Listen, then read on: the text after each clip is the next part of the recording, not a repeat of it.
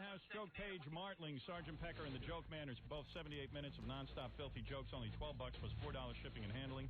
CD or cassette, buy two, get one free. Call 1-800-323-KING. Saturday night, Jackie brings his act May 17th. Two shows to Club Benet, historic Club Benet in Sayreville, New Jersey. For information and brand new jokes, all new material, visit JackieJokeman.com. I was on there the other night, JackieJokeman.com. Really? And, yeah, looked very impressive. A lot of things, icons moving all over the page. Yes. So all kind of money being pumped into Jackie's webpage. At least $30, $70, something like that. Oh, please. $30 to $70, somewhere in that range. You know, I'm sitting here starving. I'm gonna have to take Gorilla off the food detail. What has he done now?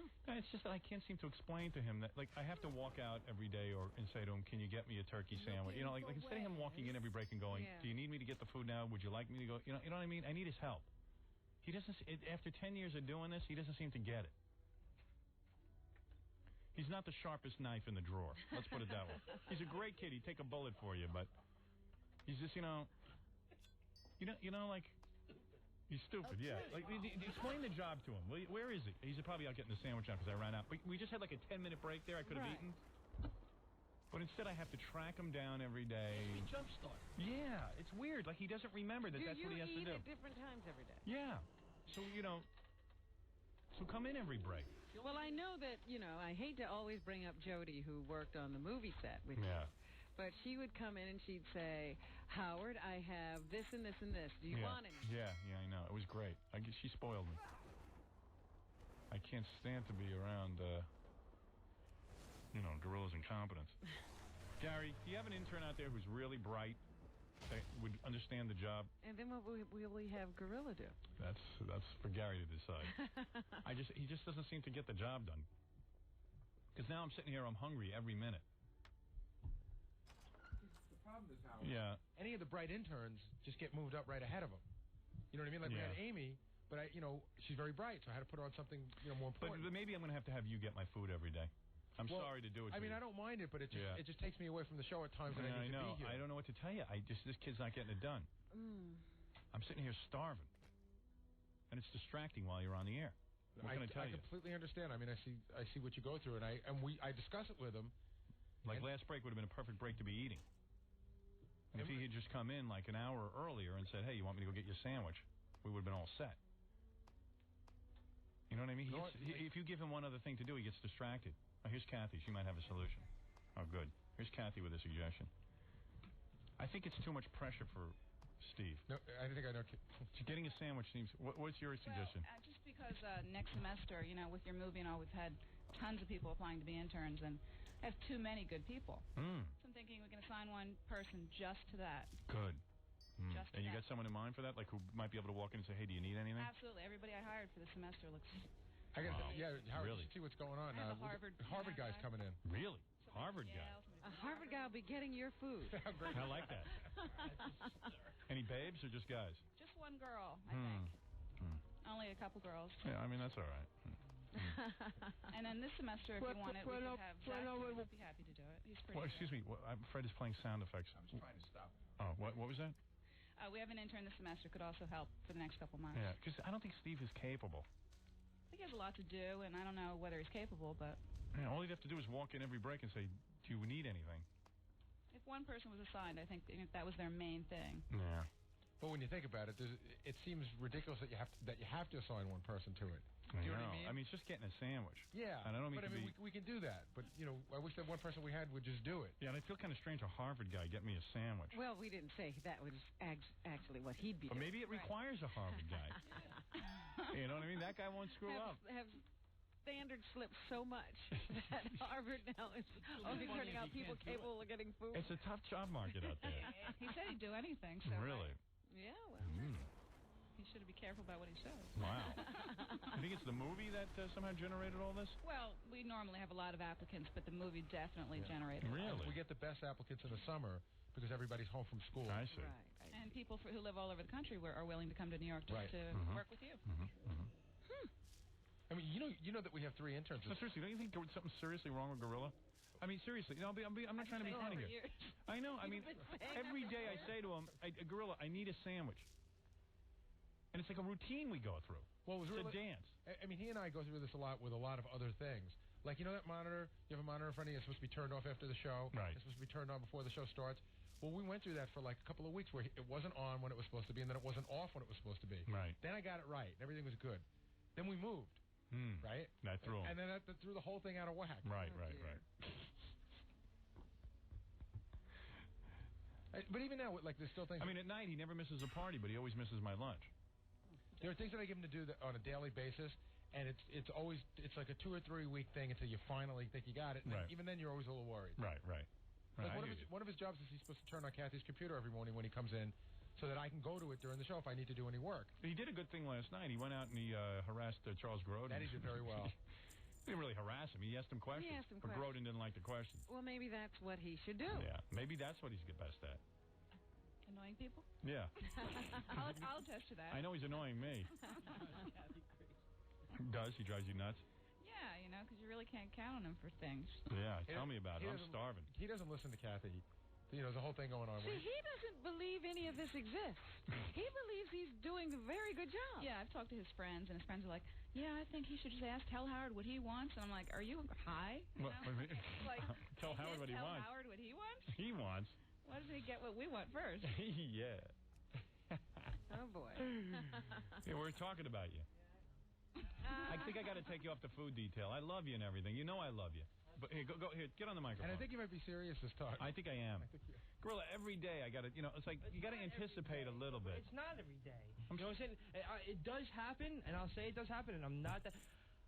I'm like, I got like 10 other things to do, and I do lose track of... Yeah, but this is maybe the most important thing. I know, but it's like sometimes like I get that involved. No offense, but you do have to, seriously, you have a low IQ, and I think when you get multiple tasks, you get complete. You're not multitasking. I can't juggle. Right. And I'll be honest with you. Right. I never said I was good at it.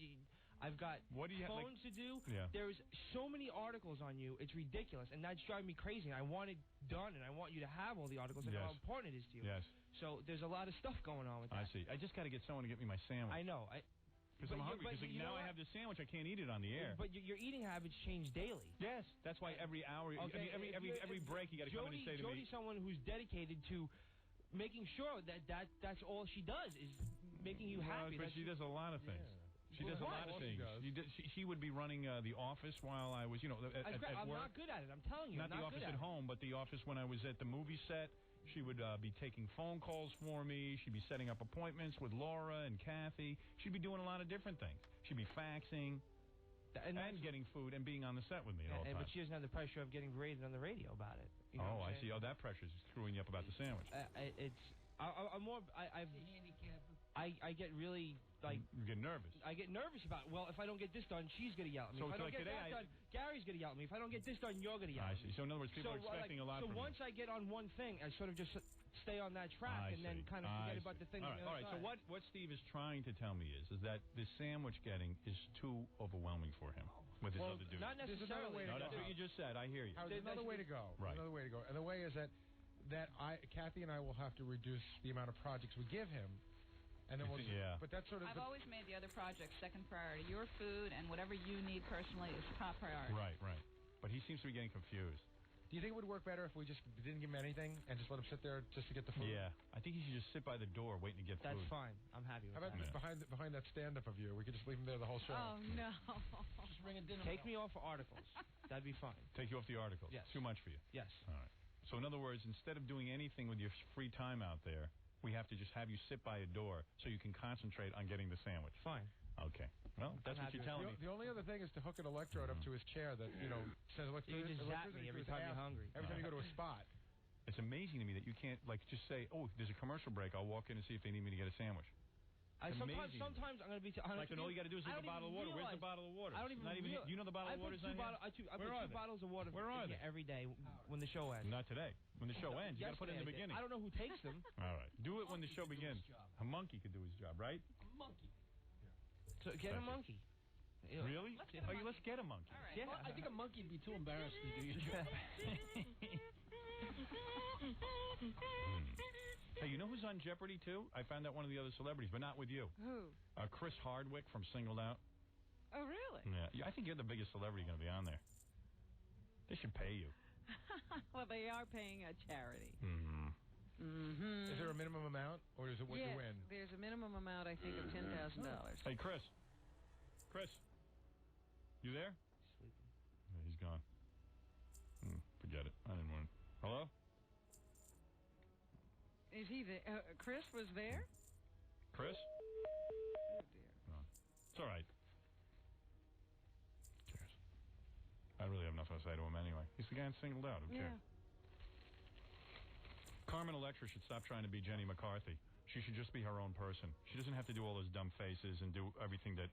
In this case, Grillo got split off by a professional. We had him tested. No, we not tested an IQ 20. test. Oh, please. Not an IQ test. You need to get him tested. Isn't that a lot of work? Yeah, I mean, why do I have to test him? Why don't we just hire a guy? Why don't we just get that Harvard guy? If you want him to do those tests. Get rid of me then. Jeez. Yeah, you think? You think we should get rid of you? What a jerk. Who, Gary? Gary. Just fire someone else better then, please. Cut me loose. Don't even tempt me. I'm tempting you. Please. Please don't, Steve. We've had this conversation do it. before. What would you do, Steve, if we fire you? You're a freak without a back on my feet. Grandma Sylvia's will fire you. No, here's what he'll do. I'll go around and tell the whole world that I fired him. No, I won't. And then I'll say I was not good enough to do the job, and you got someone better, which I think you could find. So do it. What are you saying? I'm saying if Gary wants someone better, I know he could find it. So go ahead and do it. All right, Gary, you're going to have to fire him then. He's putting a challenge out. I'm not putting a challenge out, but look, that's what he's saying. Don't drop hints. Don't go around the bush. If that's what you want, Gary, go around the bush. Don't beat around the bush. Whatever. See, Howard, that's an example. When you want to say something and something else comes out of your mouth. Yeah. It's very simple. It's very simple. What he has to do... It's called stupid.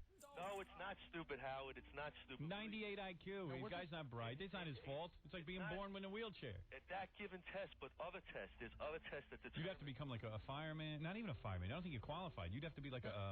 I got 100 on the fire department. Yeah, but you're white, so forget it. Yeah, you're white. You'll never get in. I got 100 on both tests. We need some black firefighters. Hey, but Howard, have you seen those police tests? Yeah. They show you a clock and they give you multiple choice and ask you what time it is. I know. Howard, listen, I'd be willing to work with him. I understand this. I have it. I've dealt with it for a lot of years. It's a very difficult situation.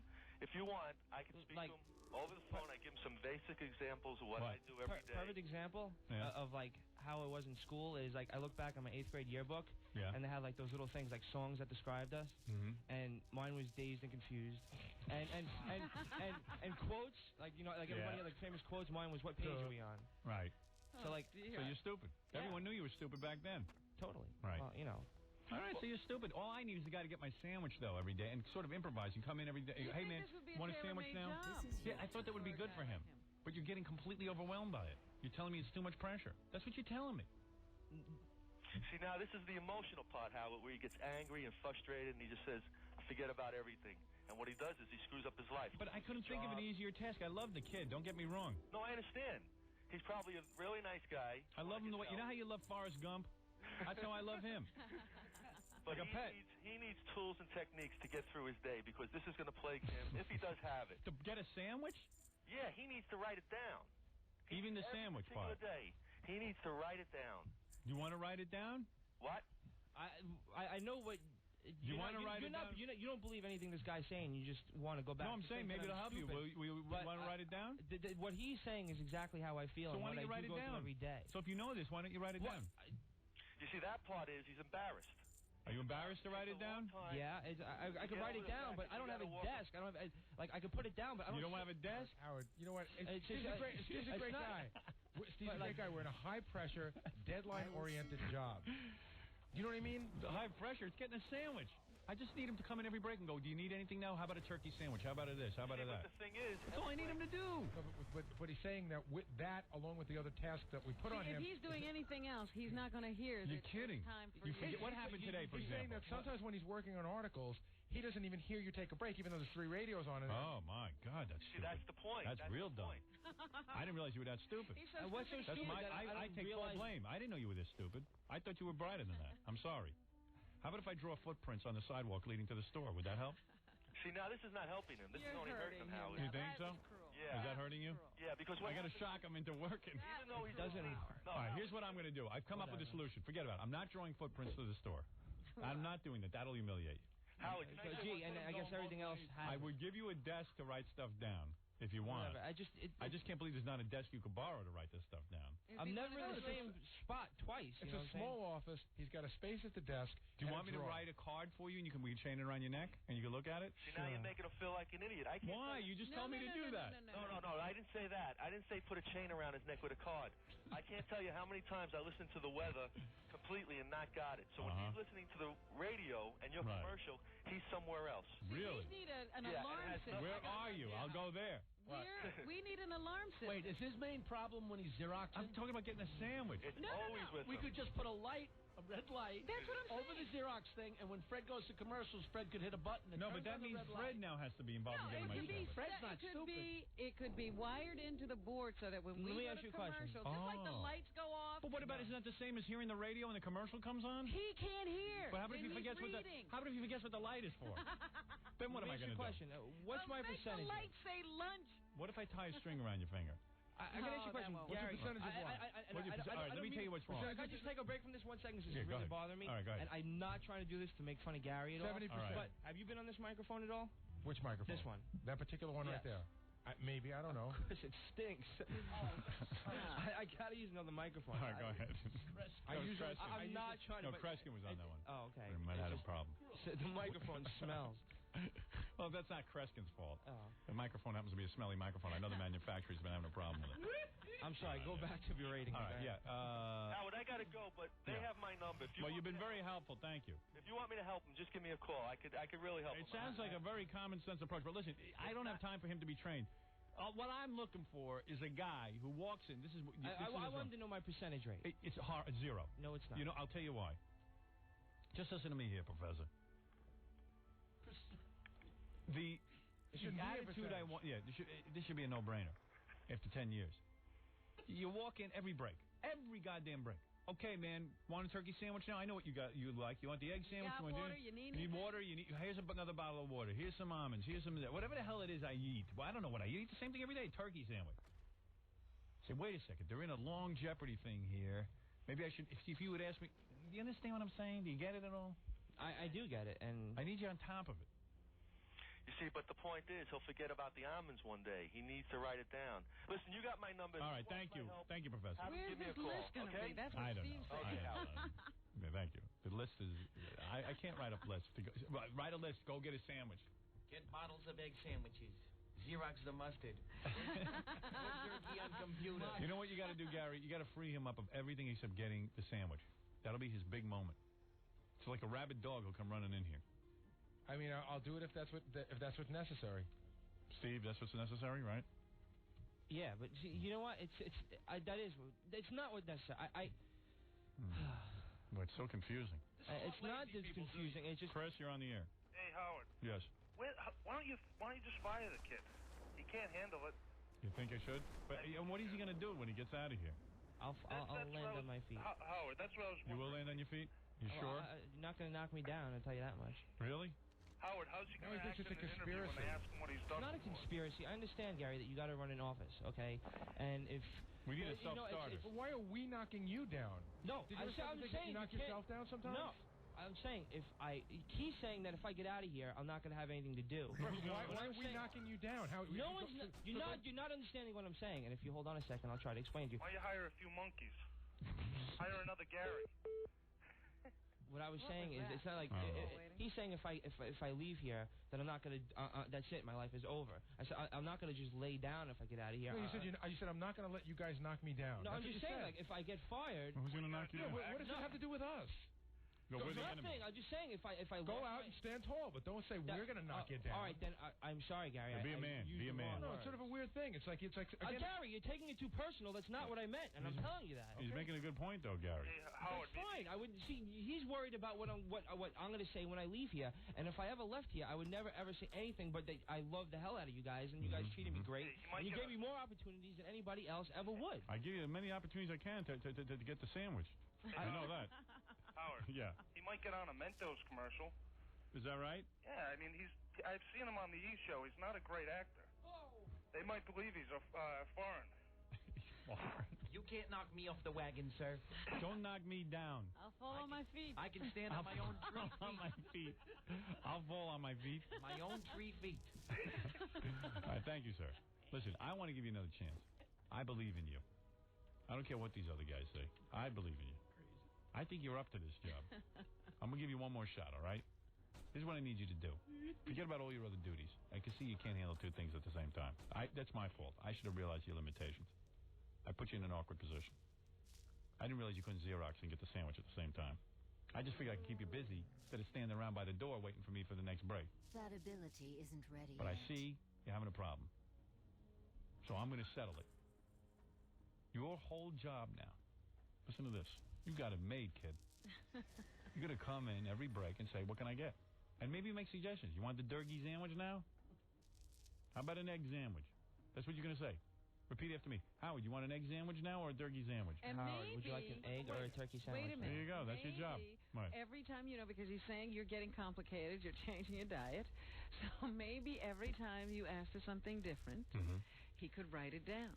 Is that what throws you when I change my diet? Does it throw you when I change my diet?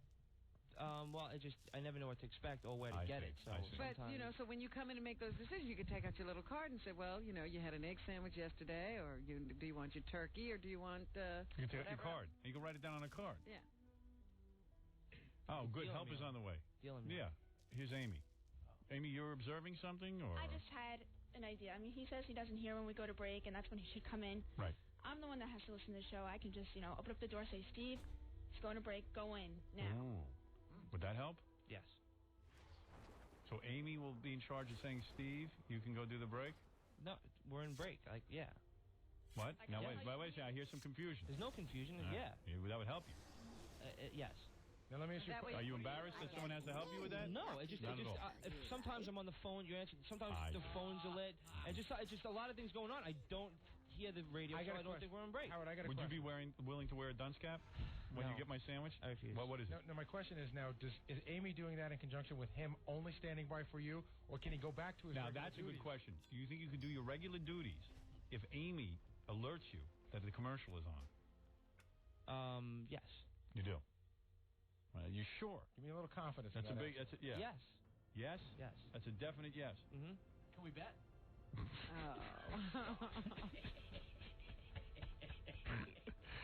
Are we done? Because I've had about half. This is good.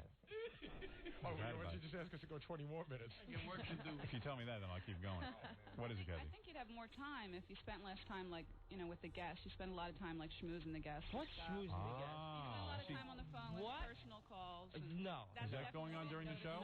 No. What schmoozing? What guests have I schmoozed, Kathy? Well, you do. I mean, when I need to get releases from people, which is what you need to do when you go into the guests, I go in, I get it signed, and I go out. I don't spend more than... Is that how he... No, I got to get coffee. I find out... I'm nice to the guests, and I'm hospitable, but I don't go... Is that how you end up in the clubs with John Stamos and everything? You're hanging in the hallways talking to people, when the phones are ringing off the hook, and that's just something that I noticed. Mm-hmm. Well, can you take criticism? I can take criticism, Kathy's wrong? It's not as bad. If you're out there schmoozing, how can you concentrate on when the commercial... Schmoozing? No. I go in. If I know somebody, I'll talk to them. Do you take personal phone calls? Personal phone calls in reference to what? Do I sit on the phone while the phone's ringing? Do you booking yourself places or things like that? No. What people come and say, I want to book you, and I take their phone numbers and I call them at other times. Sometimes people call up with plugs, and I write down the plugs on the phone. With people, and when you're supposed to be doing your job? If that's the case, it doesn't last more than 5 minutes on the phone. Is that true? 5 minutes. 5 minutes. That's when you space out. You see, this is your own fault. Whatever, but you know what? It's not like I sit there with my feet up on the desk while All right, things new need to be done. rule back in the office. No personal phone calls. That makes me so happy. No personal phone calls, period. I take no personal phone calls. Now, I'm not being booked anywhere, but still. Right. Yeah. I'll book you somewhere. Thank you. You won't want to be where I book you. I want one of you. Hey, now. Well, you might want it. Depends how kinky you are. No personal phone calls. Does that help you now? Now you're free of personal phone calls. But it's personal phone calls is what isn't what? No personal phone calls. I Fine, say that's another distraction for you. I can see that's a big distraction for you. Now I'm helping you. Am I helping you or not? Now you feel secure in your job. You have no personal phone calls, and Amy's going to tell you when the commercial is on because you can't hear the commercial. Tell us what else we can do to help you. I don't know. At this point, I'm drawing a blank. Leave the room. Did you ever see that?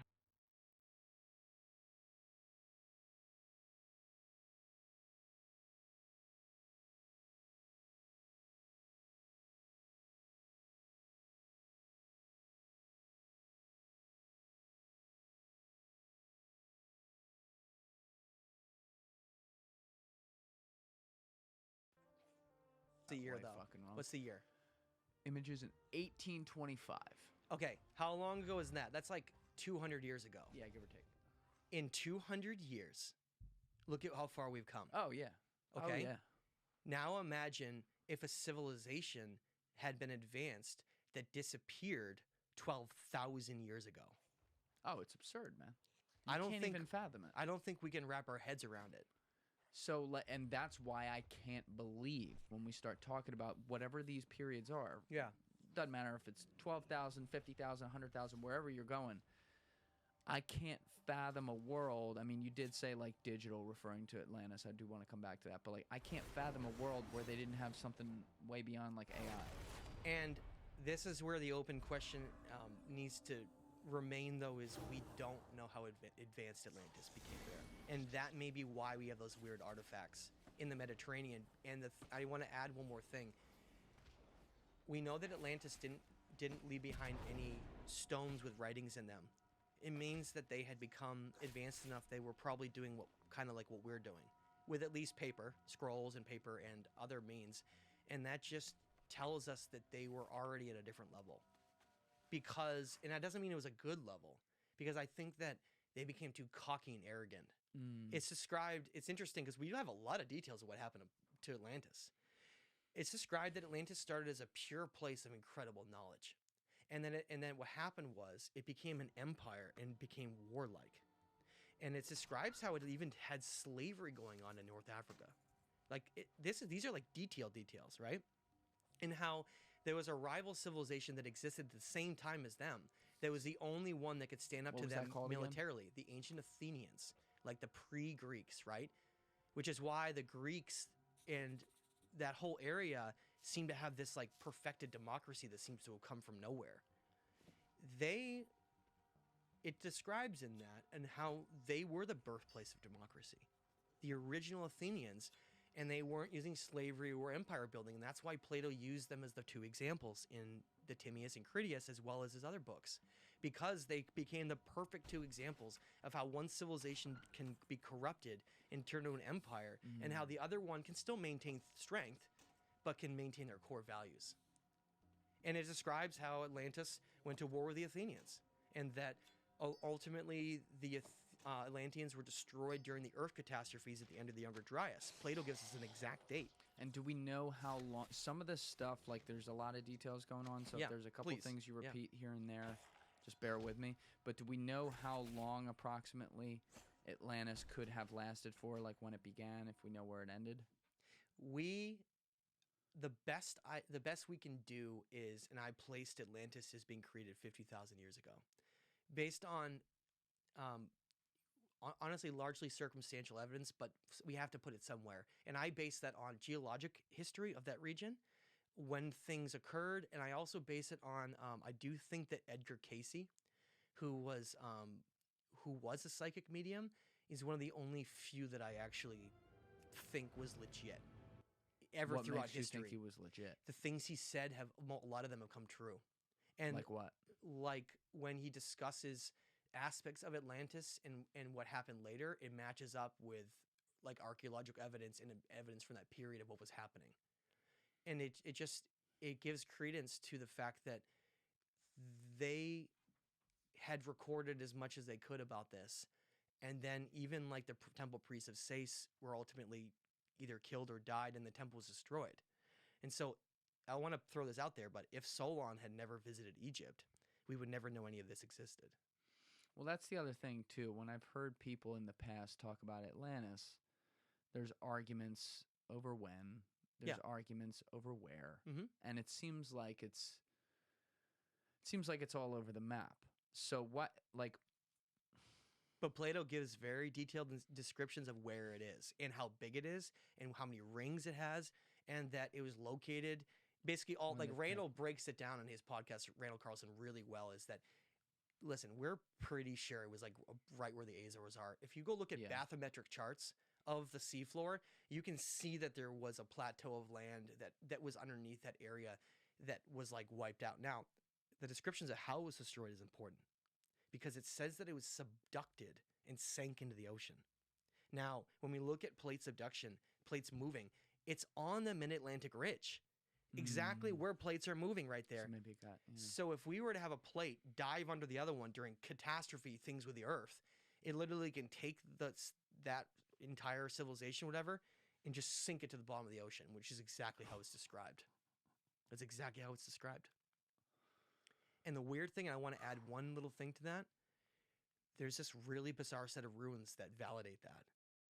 Off of the western tip of Cuba, in the early 2000s, they found these incredibly bizarre ruins at 2,000 feet underwater. Like, you want to pull up something really quick? Please. Go look up Sunken City off of Cuba really quick. Sunken City off of... Now, this is what gives credibility to Cuban the fact... underwater formation? Click that right there. What that is there was some marine engineers that were hired by the Cuban government. Holy shit. Yeah. So there were marine engineers hired by the Cuban government in the early 2000s to go search off of western Cuba using sonar to find shipwrecks and like gas deposits. And they had no interest in archaeology at all. And what happened was they were surveying 2,000 feet underwater off of western tip of Cuba in this massive sandy plateau that was literally like miles and miles and miles long with no rocks or anything. And they come across this set of structures that is 11.5 by 11.5 miles. I'm going to put the picture in the corner of the screen. Actually, I think it's square. It's square miles or whatever, but the surface area is enormous. These pyramid-looking things. So what they found is that they pull out these. They used sonar recreation to create what's on the floor because it's 2,000 feet below the ocean.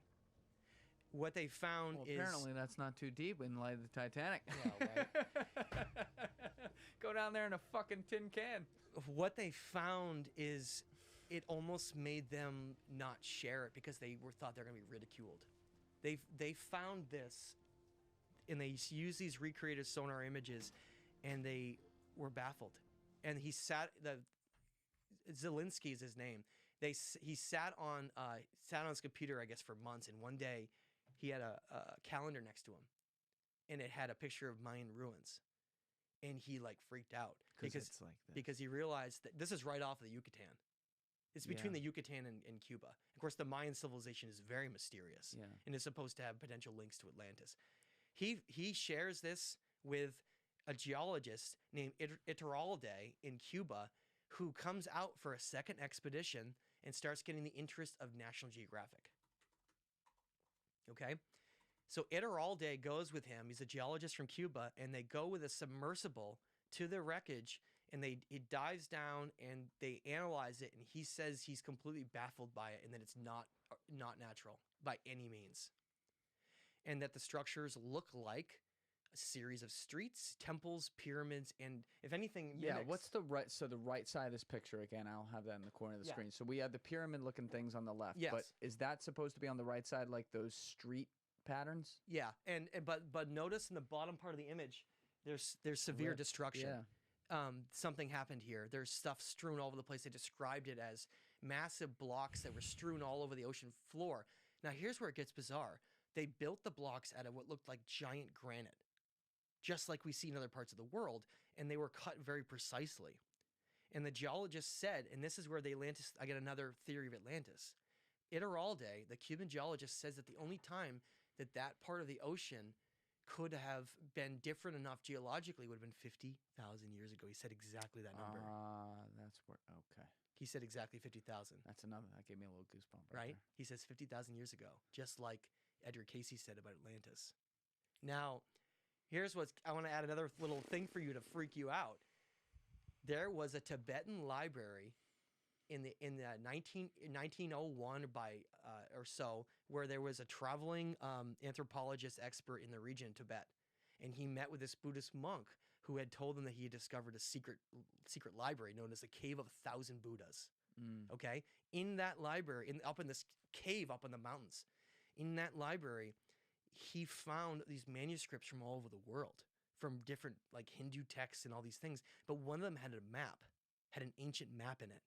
And the map depicted Atlantis as a region that existed from west of the Pillars of Hercules as a region, all the way to the Yucatan. And that really was... How big would that make it? That means that those ruins off of Cuba are part of Atlantis. That's what it means. It's stretching across the whole fucking earth. It means that it's part of Atlantis.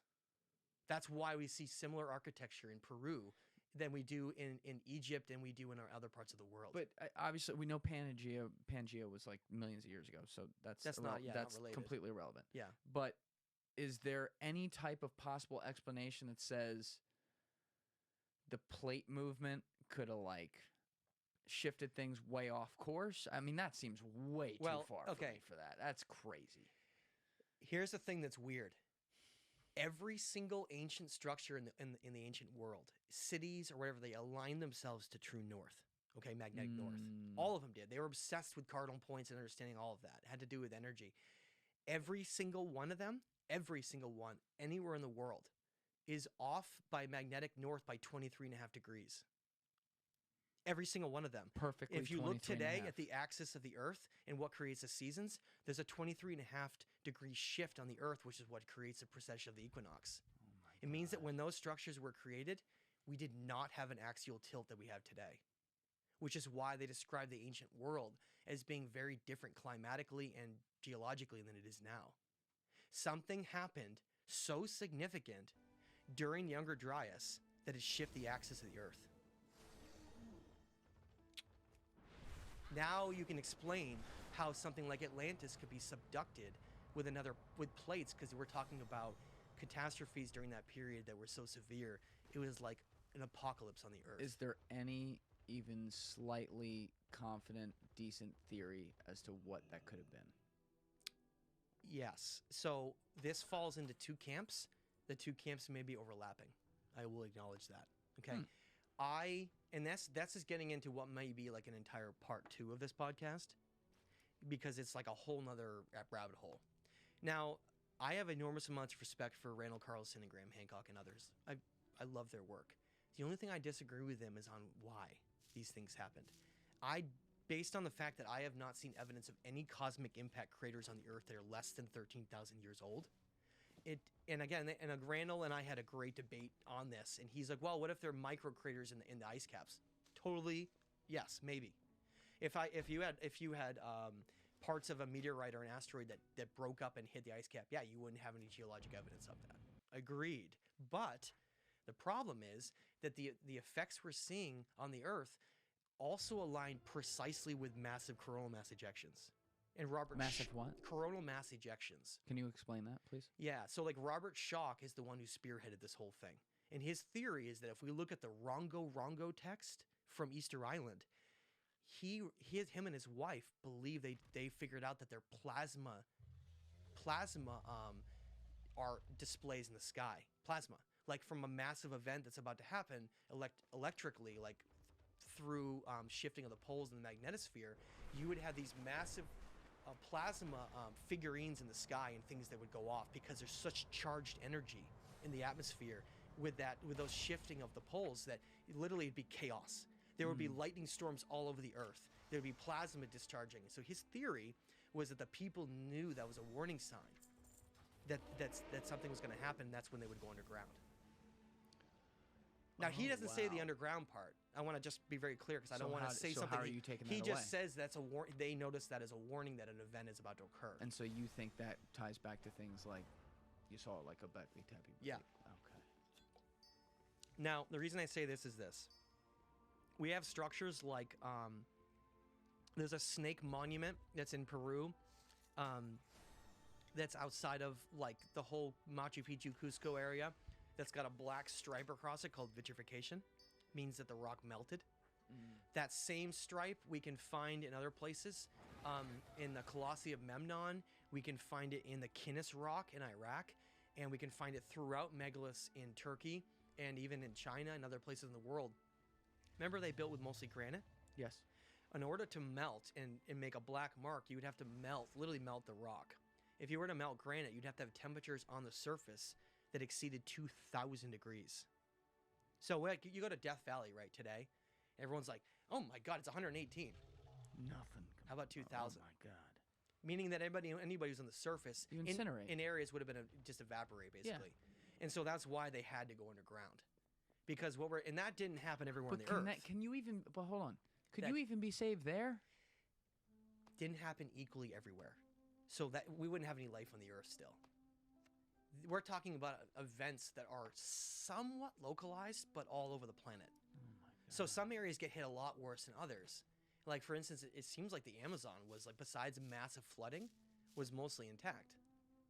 So there's, like, parts of the world that didn't seem to be nearly as impacted, and it looks like they're near the equator.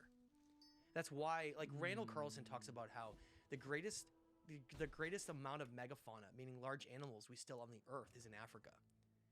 Which would show, because of the fact that most of the megafauna in the northern hemisphere was killed during the Younger Dryas event, and some iterations of that came later, but they're nowhere near what they were before. Yeah, which is okay. But Africa, that makes total sense. But Africa was largely escaped some of these events, and so that's why so much of the life in Africa is still maintained from ancient times. Whereas in the northern hemisphere, everything is smaller. Bears are smaller, beavers are smaller, deer are smaller. Everything is like this smaller version of what it used to be.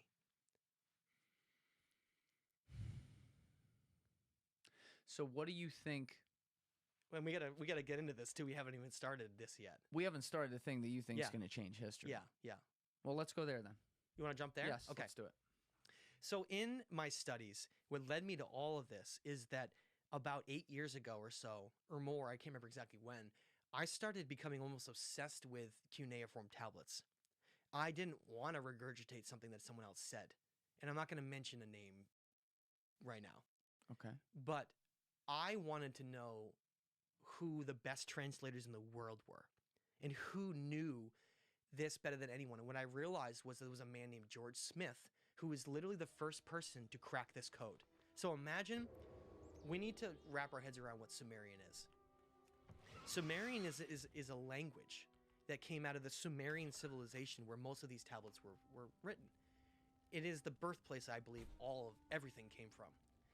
And in that region, they mentioned how I got off my train of thought. What was I talking about for a second there? With the Sumerian text with George Smith. Yeah, thank you. What they found was that the Sumerian civilization, the language they used, is what's called the language isolate, meaning that the language doesn't share characteristics with any other language on Earth, which is extremely unusual. Almost all other languages share similarities. Like, for instance, what we're going to discover is that Greek shares similarities with Armenian, which is where this region is. Okay? So Sumerian is an ancient language that eventually, about 2,000 years ago, died out and no one on Earth knew how to speak it. That's what we're talking about. If you want to know what an alien language is, it's Sumerian. We have no idea where it came from. It shares no similarities with any other languages on Earth. But it's spoken by a human mouth, so it's an ability that we can make. The people that wrote it were destroyed, and such a long period went on between that all humans on Earth forgot how to read it or speak it. All humans. At that point in 1848, when these tablets were discovered, there wasn't anyone on the Earth that knew how to read it. That's a stat I want people to look up. So how do we read it now? How do we interpret it? So a man came along who's one of my greatest heroes, and I talk about how I want him to become remembered in the way he should. His name was George Smith. George Smith was a true genius. He was obsessed with what I am now, with understanding this ancient story, and how in 1849, Austin Henry Layard went to what's today known as Mosul, but it was originally called Nineveh, and he found the greatest library ever amassed in history. Iraq. Yes. It makes the Library of Alexandria look like nothing. He found what's called the Ashurbanipal Library, and it contained over 50,000 cuneiform tablets. Okay? The greatest library ever amassed in history. And the second greatest library ever amassed in history, we're going to get to in a minute, called Ebla. And that's going to connect the whole thing. You don't even have Alexandria top 2. Alexandria to me is non-substantial compared to this. Really? Yes. Because people talk about the burning of human intelligence that happened when that thing burned down. They were paper. I mean, yeah, there was, imagine, some good wealth of knowledge there, but again, paper can only survive so long. You're talking about carrying down written records on paper. I am always suspect of that, always. But if you're going to go to the great lengths of creating tablets that mimic each other, and that's what I want to make clear. I have translated using the best translators like George Smith, and I want to tell a story in a second, on a tablet that's from like the Sumerian civilization. And then there's a tablet, say, from the Babylonians that came 1,000 years later, has the same story. When you mesh the same stories together and you find common similarities, it starts to become very credible. When you say you've translated a bunch of this stuff, is this from things you're able to access at home or sometimes traveling to areas where you have to look at it? I am learning to read Sumerian right now. It's not an easy task. I've been working on it for about 8 months now. And how did he figure out? Thank you. Yeah, that's the great point. So this huge library is found by Austin Henry Laird.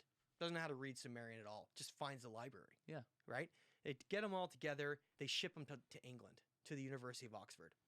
George Smith sits in a room for God knows how long, staring at these and reading everything he can and trying to figure it out. And it's described that just out of nowhere, one day, he's in his office and he just figures it out. Okay? Here's what's weird. Sumerian doesn't have an alphabet. So how's it written? So every language in the world has an alphabet. Sumerian is based on symbols only. So if you have a phrase, it references something very specific, and it can essentially only that phrase means that one thing. So he had to try to figure out what every word meant. Not because in languages, when you're trying to decipher them now, it's not that hard. I mean, relatively. What you do is once you figure out the base alphabet, you then can figure the rest out. Without that, they had no knowledge of how to do that. So I'm going to put a picture of Sumerian text in the corner of the screen. Thank you. So it's, to me, I mean, hieroglyphics in a way. Kind of. They're similar to hieroglyphics, except they are more like wedges. Okay, it's like wedged writing. And so one day hieroglyphics goes, are more like creating symbols, like they show snakes and like they have symbols for things, right? Right, but these are more okay. So one day he just goes Eureka and he screams. It's described how he's in the office and he screams. I mean, imagine cracking a code of a language that nobody's spoken in 2,000 years. No, it's that contains the greatest library in human history ever amassed. But how do you know you're right too? That's so he cracks the first tablet ever. The first set of tablets was the Epic of Gilgamesh. He cracks it and he starts what he's not. He's a very smart man. I love his books. He's a genius. What he did was he took Assyrian and Babylonian and Akkadian that are not Sumerian. They're written in cuneiform, meaning the wedges, but they're not the same language. He took the similarities in those stories and he compared it to Sumerian and he matched them up. He got so smart. He realized, wait. So in Babylonian, this is the word for mountain, and it's referencing the same place in these tablets. He figured it out. He's like a genius. Oh, shit. Yeah. He figured out. He literally uncovered something that nobody has figured out. So in a way, he's using not to oversimplify this, but he's using geography and previous similarities in I'm not going to say the languages have similarities, but the locations are. So, like, he takes Babylonian or Akkadian, and he matches up things that are the same. He can figure it out using a known language, and then backpedal, and then fill in the gaps. He's just like a genius. Yeah. So, he cracks the code, he cracks the Epic of Gilgamesh, and then other experts come after and confirm everything that he had said. Other experts that had studied on their own, they're called Assyriologists, even though they're studying Sumerian. Sure. And those names are like Samuel Kramer and Stephanie Dalley, and these guys came along, and they took his translations and either like tweaked it slightly or confirmed everything he had said. All right, so to play skeptic here, how can they confirm when there's only one source in the first place? You don't have anything to compare it against. As things went along and other experts were able to study these, I want to give you a time frame of how different this is. George Smith translated these in like 1850. Okay. All right, like 1850 to 1860, somewhere in that time period. Stephanie Dalley and Samuel Kramer didn't come for like 100 years later. This isn't like right after. This is a body of study that is like over great amounts of time, right? So they confirm everything that he states. So then I, as someone who wants to know the truth, looks at this in a lens that they're not looking at all. Because it's 1970s and 80s, and this is all myth and it's not real. Remember? Yeah. And that's very important to point out. even through the lens, and I love Stephanie Dalley, and I don't think she's ever going to listen to this, but if she does, I have no ill manner to understand why they went down the route they were. They're academics. You have to. I understand. What do you mean you have to? If you were to read these tablets and be like, I think these were really cities that were actually real and they're from like an older time period, no. Because it gets shut down. The body of history that exists right now is extremely controlled. Everything fits in a 6,000-year window, and that none of these advanced civilizations or anything we're talking about exists. That is such a disgrace. I mean, Yes. I just don't... God, the stupidity of smart people.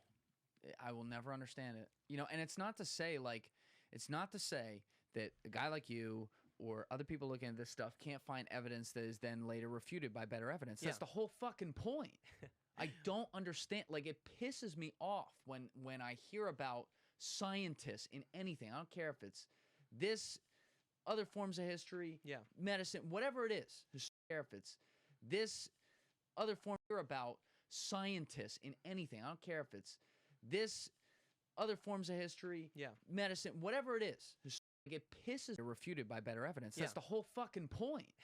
I don't understand. Like, it pisses me off when I hear about scientists in anything. I don't care if it's this, other form of fucking point. People looking at this stuff can't find evidence. It's not to say that a guy like you or other people looking at this stuff can't find evidence. Timeline. Different time. Take version of these. Take the best tell you what happened to them. It's about to get worse. How? When I show you these sites and I tell you what happened to them. All right, let's go. Okay, so I take the best translators in the world. I cross-reference every version of these tablets, and I create basically a document. I took every single city, everything mentioned as different time periods, as kings and bloodlines. I took the whole thing. This is about a year ago, and I created a working timeline. And if you want to show it, you can. I have a website. Yeah. It's thestageoftime.com. Good little plug there too. Yeah, and you'll see a tab on there called something. You'll see author and then timelines right before it. Books from the author, ancient texts, and timeline. Yeah, and then scroll all the way to the very bottom. And so if people want to read these texts that I'm talking about, I have them right on there. 200,000-year timeline of civilization? Yeah. All right, I'm going to stick that in the corner of the screen so that we have it. So it's behind you right now. I create that based on this understanding and seeking of trying to recreate the ancient world from not having a limitation. So I do need to mention this because I think it's important based on your rant. Imagine you go to school and you work really hard to be an archaeologist. Like you spend, you're in debt financially or whatever, you blah, blah, blah. You get to go to these sites, you're digging around.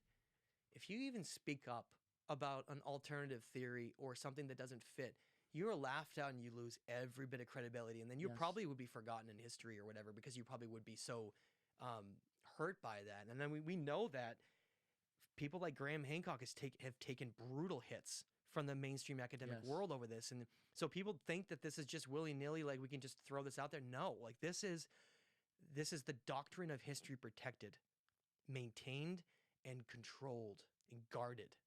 That's why people like Zahi Hawass in Egypt will refute any evidence and conversations with like Graham Hancock about how the Great Pyramids have no pharaohs and how there's all these aspects that don't align with what we're talking about. They fiercely fight that narrative. Fiercely. Okay? But that leads to what we're about to do, because I don't want us to all hate on every single academic, because I know that maybe they didn't have the guts to stand up, but maybe it wasn't the right time. Now we're at this time where people are open to hear it, and it's building something. I don't, and I'm glad you say that, because what I don't want to do, and I'm guilty of it sometimes by accident, I'd like to think a lot of it's by accident, but you don't want to paint everyone with one brush. When I say that and I refer to like the academics or something, I'm referring to the people who are most vociferously going out of their way to tell these people to fuck off. And I don't, and that those people, for instance, and I do want to call him out. I think Zahi Hawass is the best example that exists. That's that Egyptian guy. He protects fiercely the old Egyptian paradigm, which has arguably the most amount of evidence that it's not true there. Yeah, that guy can suck a dick. He sucks. What really stinks, though, and I know that people are listening to this are going to know, They show images, like, I don't know if you know this, but the Sphinx has at least 3 entrances. Did you know that? No. You can pull it up right now. Look at entrances to Sphinx. There's one on the head. There's one on the bottom of below the leg, and there's one on the front, underneath the front of the body. All right, we'll put this in the corner of the Now, screen. Zahi Hawass has been shown... Which one? Well, there's a bunch. Yeah, scroll down and find more. Where's the head one? We need to find one on the head. Right there? No, I need you to find one that says... there, right there. Okay. That's the head of the Sphinx. Now, this isn't... If anybody doesn't believe this, like, go look, because there's images of Zahi Hawass climbing down these stairs. And other entrances to the underworld of Egypt. And they state they don't go anywhere and they're not of interest. So they know all about this. They know all about these places, and it's just becomes stupid. Do you think he's a front then? Yeah. Oh, they hire people to be the head of archaeology regions that will play the game and are part of a very specific type of person. Or they beat them into subsistence. Or they threaten them to bring a bunch of junk that they had in their life to be exposed or something. It's true, and it's unfortunate, but it's the way it is all across the world. And if anybody thinks, well, how come this guy that's like, you know, only 39, that blah, blah, blah, like, how can I discover what we're about to talk about? Because I'm not held back by the things that they are. And I can just go wherever the evidence goes and go wherever I need to. Well, who's to say they won't stop you? Well, and if I get big enough, we'll see. But it is, I just don't think that the same system of silencing potentially people and that, I don't know if that exists anymore. And what we're about to get into, you're going to see how insane this is, that it's like, it's so obvious that this is deliberate, that it's not like a hypothetical anymore. And I think that's an important thing to get across, because I don't want to go down too far down the rabbit hole of conspiracies and things that are held back, but it's just very obvious in this way that what we're about to talk about, and not even the new discoveries, the other stuff that started this for me, is we're not allowed to talk about. That's really what it comes down to. Right before we get into it, though, can we just stop for one sec? I gotta go to the bathroom. Yeah. All right, we're back. Okay, so I think the first place we have to start is, as I mentioned, in studying around 100 to 150 of these tablets from the Sumerian, Akkadian, and Babylonian civilizations, once I knew that translations were as accurate as possible, I then went on a crusade. And you showed that timeline that I had before, yeah, I still have the 200,000-year timeline. My crusade began with the idea that I wanted to recreate the ancient world and the story of history from the best available evidence we can, and that I firmly believed that the information within these tablets from Mesopotamia was being ignored, is essentially what the focus became. Because mainstream thought it was a myth and a legend, it wasn't real. The crusade for me was to try to understand how this civilization that emerged, that was supposedly the first ever on Earth, ever, and we'll get into that in a second, but how that led to everything else. That's what this is all about. It's about putting breadcrumbs together in puzzle pieces to recreate history in a way where we not only are we shattering paradigms, but we're paving a completely new road that's never been paved. I have a quick question just before you go all the way deep on that, because it's been permeating throughout this whole time, where I'm like, well, where could this tie in? Evolutionarily, if we're talking about multiple different generations across catastrophe, it means that human beings, or something very close to us across these different spectrums of time, existed, meaning we evolved obviously a very, very long time ago. So do you have any thoughts on when exactly that happened and what the first parts of like what we would consider, air quotes, like human, I guess, like presence on this planet? The reason why I did a 200,000-year timeline is not just circumstantial evidence. What we find, and I really would encourage people to look into the work of Lloyd Pye. Like P-I? P-Y-E. P-Y-E. He was a genius in my mind, and I don't agree with everything he said in regards to some, let's say, some of what he connected with ancient Sumer and everything, but what he was an expert on is looking at genetic traits of humans. He basically was an expert at studying genetic traits and looking for diversions within the lines of humans. And what he found was that 200,000 years ago, supposedly the exact creation of the first city, and maybe even referencing the whole like Adam and Eve type of story, just the creation, some kind of taking a blueprint of a human, like a Neanderthal, Denisovian, and somehow something else completely emerges. Something comes out of nowhere that's not as related to that as we think. As Sure. related to Neanderthal and Denisovians, something totally different. Something that is more like a child of the universe, where we have it's really weird how, like, for instance, the Earth has almost the exact same amount of water as we do in our body, and how our blood is composed of iron. It's the same core that the Earth spins. We're like perfectly designed for this Earth, is the best way to describe it. Yes. Like perfect here, okay? But not in a way where we're supposed to be hunter-gathering or living primitively. We no longer, all of a sudden, the hair mostly lost off our body. He discusses how all of the traits that would be necessary for us to survive in the way we've been told just all of a sudden vanished. And someone will be like, well, evolutionarily, they don't need them anymore. But no, this happened like out of nowhere. It's not like it's a slow thing. And we've also never observed any kind of a primate in any stage of a change over the course of human history ever. Never. Not even one slight change where it was like converting into something else. And I'm not someone who's completely against all aspects of evolution. Sure. I want to make that clear. What I realize is that, based on others, is that evolution may be more based on the macro versus the micro. So, like, for instance, I think that an animal, yes, can develop more hair, change things like, yeah, those things absolutely happen. But for something to be able to, for instance, go from a giraffe or like a whale to us, I don't understand how that'd be possible. And I want to give an example of that. I talk about how in Australia, there's a creature there that proves that I believe it proves that evolution isn't exactly what we've been told. What's the creature? The platypus. Are you familiar with the platypus? Yes, I am familiar with the platypus. Platypus is the weirdest goddamn animal on Earth. Okay? I'll put a picture in the corner of the screen for people who aren't familiar. It's a mammal that lays eggs that's poisonous. That is supposed to be like a half bird, half duck. It doesn't make sense. But is it possible that something like that was through evolution and the diversity that it was across these millions of species, it happened to be located in an area that evolved it to be a hybrid type animal? It's potential, but I want to give it an example for why I think that's not true. Okay. Lloyd Pye pointed out this really weird thing about humans. I don't know if you know this yet, but humans have 46 chromosomes, and all primates have 48.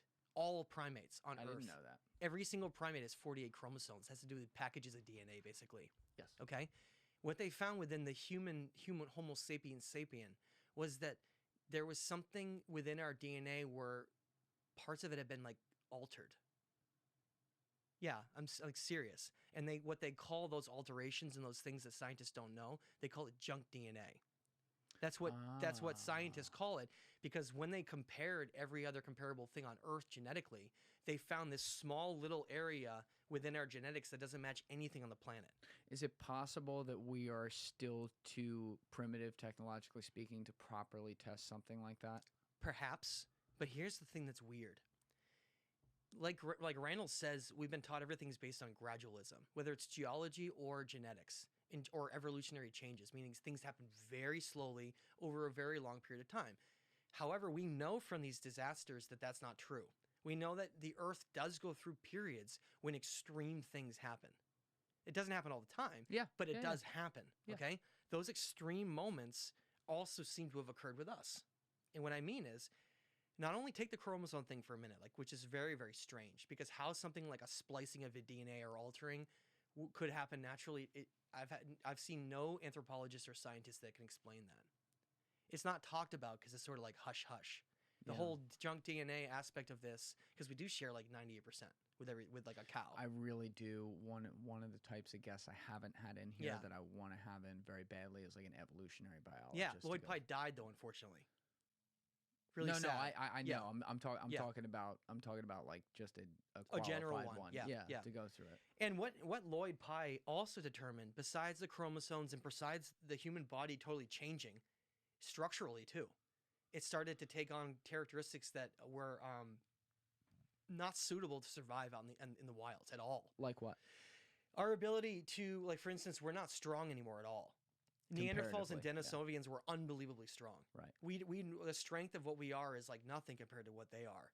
The way that we have genetic diseases and the way our bone structure is and everything, it's like it was designed in a way to function for a different reason, to not be living off the land, to function as something with like a greater purpose is the way I would describe it. Okay. And what Lloyd discovered was that 200,000 years ago, the human brain more than doubled in size. 200,000 years ago. At once. Yes. Out of nowhere. And then we go to places like Göbekli Tepe to bring it back home to that. They radiocarbon date those pillars to be 11,600 years old. But they find, this is what's fascinating, that when they dig down through the layers underneath Göbekli Tepe to try to like basically give a timeline of figuring out when things happened, they find something so unusual that you're never going to hear anyone mainstream talking about it. They find that at the Göbekli level that they have this advanced, with agriculture and other things that came out of nowhere. Like literally, there's like a layer where all of a sudden agriculture and all these things start happening. And then the layer right below it, they find hunter-gatherer evidence. Right. So I've heard Graham talk about this a ton. So one of the questions there would be, is there, first of all, can you define for people who are, again, basically unfamiliar with this, what you mean when you say hunter-gatherer, and then we'll go off something from So there was, just like there is today, with all the advancement we have as humans in flying around with jets, there are still very remote places in the world where people have no technology. Yes. And live literally like in another world. Yeah, what's one of the examples? There's an island off of India that is famous because literally they like killed someone in the past or something, right? Yeah, like you can't even approach it. And so that same thing was going on then, but to a greater degree. Okay. I want to point that out. It's like there was two things going on at the same time, which is so confusing, which is why so much of this is getting meshed together. Well, think about it though too, because sometimes I get confused why we get confused by this. Like human beings are so interconnected because there's fucking 8 billion of us, and like we have technology and can communicate all over the world. Only 400, 500 years ago, guys were sailing across into the goddamn abyss to fucking find shit that they knew nothing about. And when we look at other species, like be it like on the monkey side, right? There's different types who maybe some of them don't communicate with each other and don't recognize the sameness of each other, right? You've heard about like chimps eating monkeys and stuff like that. So they seem like different, like disconnected. What's to say that at some point when there was a lower number of humans at a much smaller touch point of communication, why they wouldn't recognize a human as another human, which we are literally, I think, seeing when you talk about like those people on those islands and stuff who are just like, oh, someone comes on, like kill it. You know what I mean? Yeah. And you see this in the Amazon still to this day. Yeah. I think that what was going on was confusing to them. I think that what was going on is not like now. Like those people in those islands, they do know we exist. These people didn't know what was happening there. Imagine there's a primitive type of person that's been here for 100,000 years or more, wandering around, right? Living in caves, killing animals, like trying to survive. And imagine if all of a sudden this area of Sumer, Mesopotamia, this emergence of a different human comes, like out of nowhere.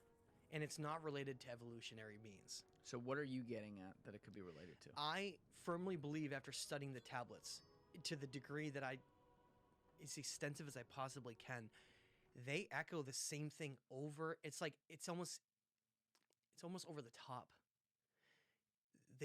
They try to compete for claim. Like, for instance, there's Babylonian tablets and there's Sumerian tablets and Akkadian. They're from different time periods.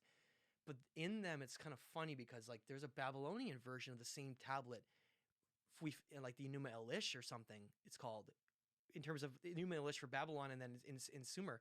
And what we find is that they try to claim ownership for creation of humans in different tablets for different people. So, like, Bel Marduk I mentioned, and by the way, I want to correct what I said before. I couldn't remember the name of the conqueror of Babylon. His name was Cygnus the Great, okay? Cygnus the Great famously conquered Babylon for like the first time in history because it was a very powerful empire. And he wrote about how he was deathly afraid of their deity, Bel Marduk. And I want to bring it back to that again. Not as like not as an archetype of nature, but he was afraid of him. Mm. He said that. And so when he conquered Babylon, it's described how when they went into the city, they like didn't touch anything. I'm serious. They didn't ransack or do anything because he was deathly afraid of these gods. Discuss how if you take a temple and like destroy it or something, it's the ultimate thing you could do here to be bad, right? So he comes in, he conquers Babylon, and he's like, shh, like tiptoe around, like take some treasure, and then rule the region. But he was really afraid of him. And people should go read his memoirs and like talking about it. The point I'm trying to make is, in the Enuma Elish, he takes credit for creating humanity. Bel Marduk. Bel means ruler. Bel Marduk. And in the Sumerian versions, his father Enki takes credit for creation of humans. The point is, they're competing. It's not like there's one group saying this. The same group is trying to compete to be like the all supreme. Like they're trying to be God here. How much of what you're saying right now is based on, I don't even know if not opinion, but no. I'm not going to say that. I don't even know if you can properly ask this question because I don't know if anyone, including you, would have a way of determining the answer. But like, I always try to think of like separation from source. Yeah. So like, if Bel Marduk, in this case, like said what he said, and I created humans, and then the person who he was saying that to, or among the people, wrote it down right there. His name was Barocious. Okay, Barocious. Are we reading Barocious's first person, allegedly, air quotes, account of what he's saying? And what's fascinating is that we know that it came over 1,000 years later. So it means what came 1,000 years later?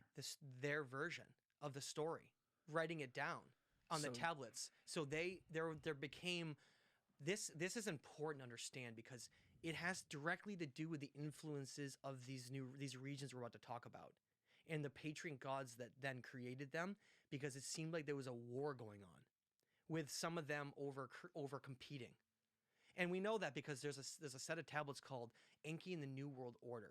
And in that, it discusses how some of these gods like Inanna and Enki and Enlil are given domains and regions of the world to run. I'm telling you, this stuff is like mind-blowing. And it talks about how Inanna is unhappy because she's got the Indus Valley in that region of India and up through that region, and he's reminding her of that it's important that she still has that, and teaching her a lesson that it's not always about like wanting more or something, basically, right? But the thing that's like so strange is that they have conversations and very detailed descriptions that it would have been impossible if it was just planets or aspects of our solar system or aspects of nature. Those do exist. Okay, there are gods represented as storm gods and different things, and those are like archetypes of nature, but there's something else going on too. There's something else that I'm saying is where we came from. You led me to this point, and I got to say it just because it's important, but George Smith, at the end of his first book called The Chaldean Account of Genesis, highly recommend. It's like one of the most amazing books ever written in history. At the end of his book, and remember, this is like 1871. Sure, yeah. It's like nobody understands any of this yet. There's not really a control system anymore at that point. Not in history. They didn't understand anything anymore, like trying to figure things out. Okay, not in history. Okay. No, I meant in history. Like, for instance, they had no idea where to put this. Or Egypt. It was sort of trying to figure it out, right? Yeah, I understand what you're saying. Go ahead. So George Smith, at the end of the book, Chaldean Account of Genesis, says this like incredible line where he says, he clearly shows confusion over the Anuna. And to just be clear, the Anuna is the Sumerian term for their gods. Anunnaki is the later Akkadian and Babylonian term. So the original term was called the Anuna. Now, On or Anu, I've determined is God. I know a lot of people might not like that, but I've studied every tablets and the descriptions of it and the comparisons of it. What leads you to that conclusion? I mean, that's a big conclusion. They're not as different as we think. We're not talking about it's not a competing aspect where they're saying God doesn't exist. That's what I'm trying to say. Because a lot of people will get very mad, especially religious groups, when any of this is brought up, because then it's like they're refuting that some kind of a prime creator or source exists. Of course, right? Yeah. Okay, so the more descriptions you learn of this Anu or on, which is where Anuna, the word, came from, Anunnaki came from the word Anu or On, and basically it means children of God. They're like fractals of their actual source, and that's why it claims that they're direct descendants or sons or daughters of On, because On or Anu is God. And so it leads you down to this very, very difficult rabbit hole, because what George Smith points out that's really confusing is that it talks about how they come at different time periods in history. And he says that in the book. And man, this is like literally the greatest genius in the Sumerian history of all time. And before, they're sidestrapped from certain ideas, he notices that the Enuma Elish talks about how they somehow apparently came here before the Earth is like it is now. It describes how it was like chaos, volcanoes everywhere. It describes it as having no life. So it's during one of those periods. Literally billions of years ago, potentially. Billions? Wait, hold on a minute. We just skipped a lot. I know. I just threw that out there, and how else can we explain it? What makes you say billions? Because they describe how there's no life on Earth. None. Like none. Yeah, but not even microbes. Not even microbes. So how did it? Because they're God creatures, they survive? No, they didn't come from here. I know. It says because they're God creatures, they survive. Apparently, the Earth, and I've come to the conclusion that, listen, as far as we know of any planet, we don't know of any planets in the known universe that have as much quartz as Earth does. Quartz. Okay. Quartz seems to be, again, all those megaliths they build with is the highest concentration of quartz of any stone they can. Quartz seems to be this resonant energy of creation. It's literally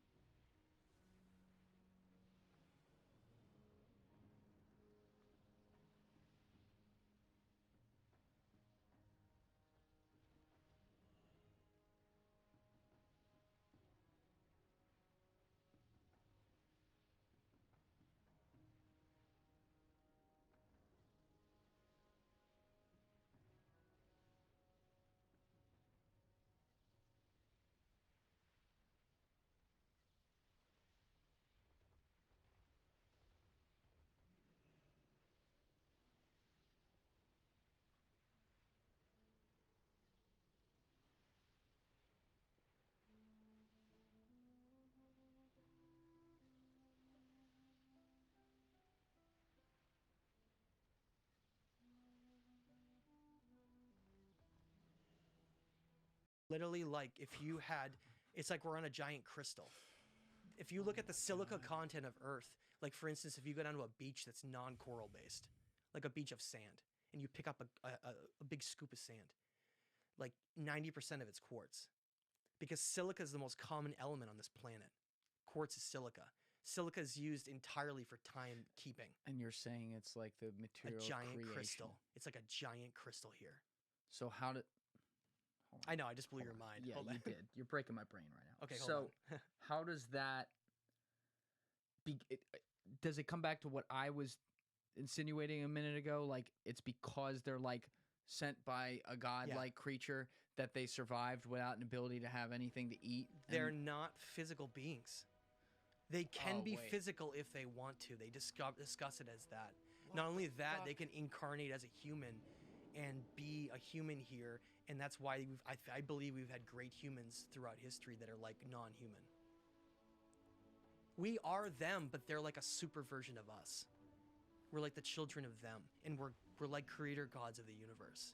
And the funny thing is that this reality has been created here where we are. It seems like the purpose of it is to make us forget that and to keep us in a very simplistic mindset, in a very simplistic type of distraction and doing all these basic things. Is I think the whole idea, and I take this back to something called, it's a Gnostic text called the Nag Hammadi, and it talks about in that how there's this jealous god of here that talks about how he like almost hates humanity, how we became so powerful and we weren't supposed to be, that it says he casts us down into the lowest form of matter so we could be like in turmoil, as a like a way to, we have to work our way back up again to eventually become what we started as. This is starting to get like karmic. Yeah. I'm telling you, the whole thing is, it gets to the point where it's hard to like be around people because it gets so deep, and you start like, it like disrupts all of reality. And because the more they talk about it, they say, are you ready for this line that's like... Probably not, but go ahead. In the Atrahasis, it's the tablet we're about to go into all this. It talks about the creation of humans, and specifically it says that it says, Enki, you were tasked with creating humanity to relieve the toil of us. The toil, okay? And it talks about, it says, where you went, you were to... ready for this? I want you to think about this for a second. It's the most profound single line I've ever seen in any of these tablets. And it's mentioned more than once. It says, where you went, you were to undo the chain and set us free. So what does that insinuate to you? Well, in the Legend of Etana, we learned that Enki ended up taking up a role in the underworld. This is where it's about to get even more bizarre. So now we're getting heaven and hell shit.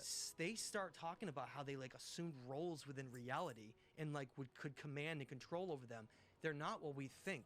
It's described that they came here in the Enuma Elish and altered the entire planet so that life could start. Right? And then George Smith goes on to say, well, but then they just disappear for a billion years, and then they just show up to create humanity when it's time. Wrap your head around that. When it's time. When all of a sudden we don't have dinosaurs running around the world eating everyone, and all of a sudden our planet becomes sustainable for life, like on a way that mammals can continue here. Denisovians and Neanderthals seem to have led the way towards something that was like a plan. How long ago again did they say the dinosaurs? 65 million years ago. That's what I thought. And when I get into my binary work stuff, and I talk about with the dark star and how potentially it may have exploded 65 million years ago. And you were talking about the initial, a few minutes back, you had said, I think this is referring to like some of the, what's the name of the god again? Enki? No, or Enlil? The other one. Oh, Bel-Marduk. Bel-Marduk. Yeah, that's the son of Enki. Your quote was, it could have been billions of years ago. Or a billion. I won't just say billions. I'll say a billion. But either way, point remains. Yeah. So we're talking way before there time were any doesn't dinosaurs exist for them. Here. Time doesn't exist. If you are a multi-dimensional being and you exist in other realms of reality, it's called the fourth and fifth dimension. This is where we're going to get into physics. I wish Michio Kaku was sitting next to us. Well, this is the shit he was blowing my mind with the multiple people walking in the room. Exactly. Okay. So what we're talking about is we exist in the third dimensional reality realm. This is a realm of the physical material world. It's the only realm that the physical material world exists in that totality, meaning that time here is in linear form because of organic breakdown. Entropy. Essentially, entropy is the reason why things in the third dimensional reality, anything that's physical, always breaks down. I have a question on this for you personally. Sure. When you start talking about things like this that get into physics, and like the actual science of stuff, obviously you do a ton of research across history. I'm not an expert. I just want to point that out. Okay. So what my question was going to be, you're basing everything you're saying like right now based off the people like the Michus of the world. The best physicists in the world that are willing, like for instance, I want to just give a shout out to Michio Kaku because he to me is the greatest physicist ever lived, only because of one thing. Yeah, he's as brilliant as all the others, but he's willing to talk outside the box about what's possible out there, the paradoxes that exist in our universe with the extraterrestrial life and possibility.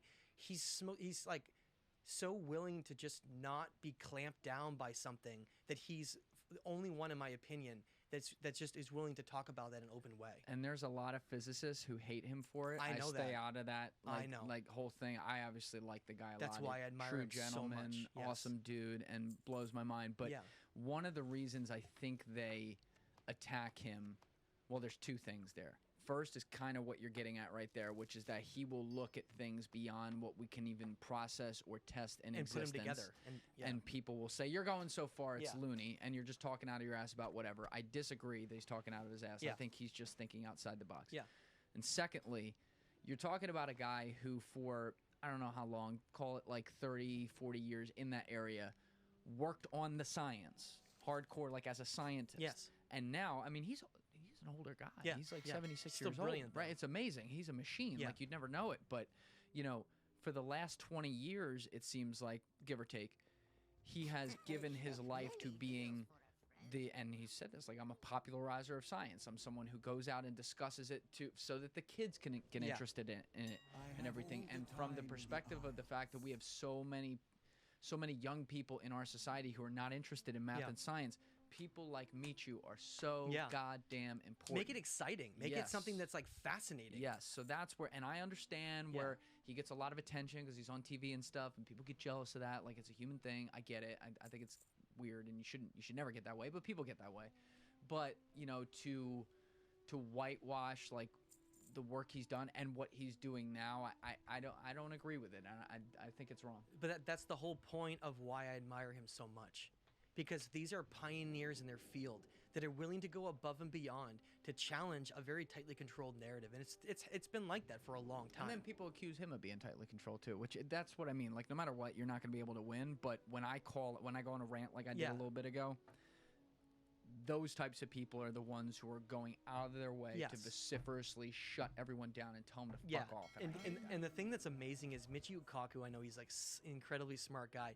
He realizes that the greatest contribution you can possibly make here is to be remembered. There's nothing else you can do but be remembered in a positive way. And so Michio Kaku, I bet you he made a decision at one point that he's like, I'm going to just speak the truth of what I feel, and because I bet you he wants to shift our thinking towards something greater, to shift our thinking towards something where we incorporate more ideas of what could be and how amazing the universe is. It really is. Yeah, I kind of wonder. I mean, I think everyone does at a human level. Like they think about how they're going to be remembered and stuff like that. I think it's a human thing. But then the opposite is true though, where they don't want to take a chance and then lose everything they worked for. So it's like it's like a sword. It's like a tight edge, like a really narrow sword to try to follow that. Great point. So. What I'm trying to, I don't remember where we were. Do you remember where we were at? We were talking about the Anuna and like the whole idea. They seem to have took up roles within our reality. And this is why you were talking about the interdimensional stuff. And so many people are so obsessed with the whole UFO alien phenomenon right now. And I kind of chuckle because I absolutely believe there's beings all throughout the universe. It's vast, of course. Of course there is. Statistically, but I it's think that there's not. We're sort of looking right at them. We are them. And they're all throughout our murals and depictions and talking about us. We're looking in the wrong place, in my opinion. You think it's all here? I think that any extraterrestrial species whose incredibly advanced that could possibly get here through some means, whether it's linearly through star system travel or through some kind of a gateway or portal. It'd be more like there's an inherent responsibility that's always put on top of that when you reach that level. I think Star Trek nailed that. And I think that if any group would always have that inherent responsibility to watch without us ever knowing that they're there. Why would they ever just willy-nilly fly around and pollute a timeline with people and start and do that? It's an inherent responsibility that's been grown over the course of what? That civilization's ability to get to where they were after 100,000 years or whatever. Like I think we're just a little bit too simplistic with our thinking. And so, yeah, I bet you were being watched by all over the cosmos. Absolutely. I bet you were like a reality show. Like I said to you last night, it's like a bunch of angels all killing each other. But what you're also talking about, and maybe I'm losing it in the timeline of us jumping around here, but what you're talking about with, an ancient like God people sent here, that is an alien. And then if some of us are descendants of them, and then the rest of us are just some species that formed, I'm getting real meta here. Sorry. Then like there could be a small group of them among us. Right. And I think that the challenge is, I guess I just don't like polluted terms. You don't like what? Polluted terms. The word alien has become so polluted that I almost don't even want to say it anymore. Because the thing I don't believe is I do not believe they arrived here on ships and stuff like that. And I don't believe that. Because the tablets, these beings that are described in this that created us, they don't need any of that. It's described how time doesn't exist for them. That's why they could come here 1 billion years ago and then come during a different time period, because when you're in the 5th dimension, time doesn't exist at all. It's nothing. So you wouldn't be waiting around like watching your clock. Everything would literally happen only in the moment. Do you think it's possible? I love this topic. I'm really clicking on here. Do you think it's possible that there's some form of a controlled simulation? I actually don't like using the word simulation there, but do you think it's possible that there's some sort of like controlled experiment for things to be seen on rare occasions by different people around the world in a consistent basis, where they can make a similar description and people really saw what they saw, such that the instant detraction from like any of the arguments on UFOs is like, oh, well, if these civilizations were so smart, why the fuck would they ever be seen? And it's something I throw out there all the time too. I always say I think they're doing it on purpose. So do you think there could be things driven from things on this planet that are doing those things on purpose, and it's not just like, oh, the CIA is doing a couple experiments. It's like actually something else. The best way I can describe it, and this is very unsettling for people, is that source creation that created everything in the universe created it perfectly. Source creation? God. Okay. There is a perfection to everything. If there wasn't, everything would collapse and just destroy itself. Everything is perfect. I want to give you an example, and I don't want to get too far off where we were, though, okay? And let's actually? Yeah. Where were we exactly? We are going to talk about how these beings are related to source, but how they altered our reality in a way that we're almost like we are in some kind of a simulation. Yeah, that's a good point to make sure we keep that. Literally writing that down. Yeah. and I'm going to say this for all the people at home. One of the things about you, and you and I were talking about this last night at dinner, is that you have so much, forget like the timeline and how long it is. We haven't even done this yet. There's so much history that you'll go through and stuff. So when you do podcasts, sometimes people get frustrated if like the host accidentally gets you off something and you don't come back. So I want to make sure we're going to come back. If you're going to do context, we're going to come back. Yeah, we're going to come back, guys. Don't worry. There's a lot to tie back. Yeah, we're gonna come back. I promise. We haven't even gone into the heart of what our whole point of this conversation is. But I think this is context we need to understand. And I know that this is overwhelming to some, but if we don't lay it out, what we're about to talk about won't really make the same type of understanding or make sense the same way. Okay. Our Earth and the universe. Our Earth and the universe, in the way that everything moves, the way that elements come together, and the way that everything is perfect. I once saw a statistic, and I don't remember exactly what it is, but if anything in the physical aspect of our understanding of the universe was even slightly like 0.00001 different or something, everything would like collapse and crash into each other. Yeah, it's perfectly tuned. Everything is perfect, right? Now, imagine you're someone who comes to visit Earth, right? And you're learning about the biome systems here and the environments, and you're like, okay, so right now we're on the East Coast. We in summertime, spring and summer, the leaves come out and the trees all do their thing. And then what happens at fall? The leaves fall to the ground. They create the essential components of all life continuing at that point. Organic matter breaking down is the only reason why life can survive here. But so perfect, though, the way that plants do with oxygen and carbon dioxide, and the way that they drop, and then everything grows based on this cycles of death and rebirth, and everything is perfect on this earth, except for us. We are something that's an anomaly. It seems strange, like we're here almost like we're visitors and we're trying to figure it out. And the way that I've described it as is we seem more like stewards of the earth than anything else. Is that we're supposed to be here taking care of it, and that's perhaps why we were created in the first place. This is where it's leading back to this. Because in the tablets, it talks about how there was this lower group of these gods called the Igigi. I-G-I-G-I. I-G-I-G-I. Okay? And that they were creating temples and clearing river channels in the Euphrates and Tigris before we were here. It does. It clearly states that.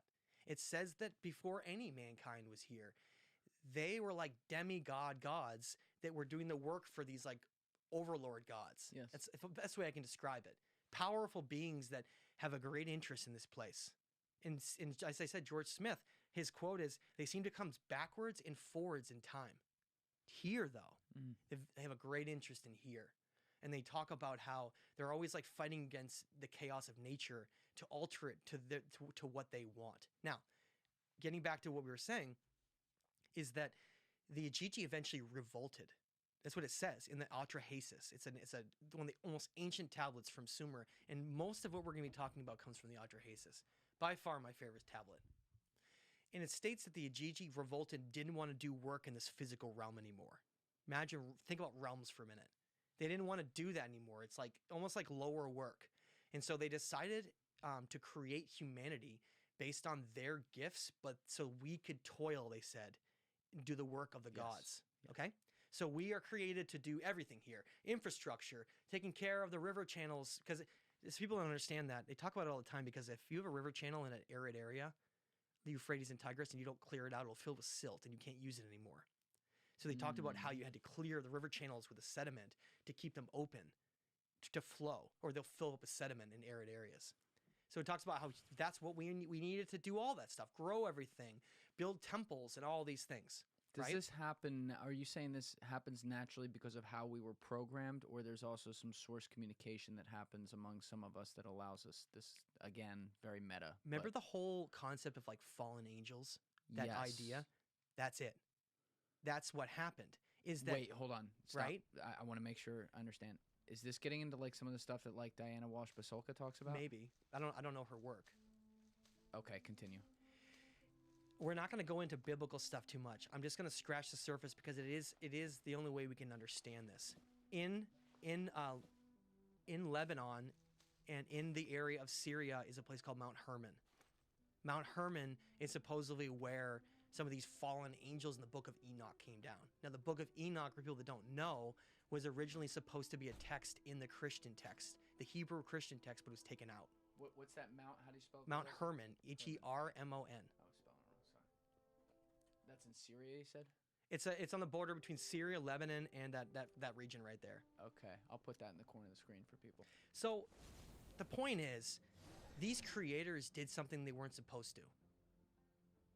They supposedly broke these universal cosmic laws that exist. Now we're getting deep. I can't... Bro, we got deep a long time ago. There are supposedly cosmic laws that exist in the universe that they're supposed to adhere to. Which are?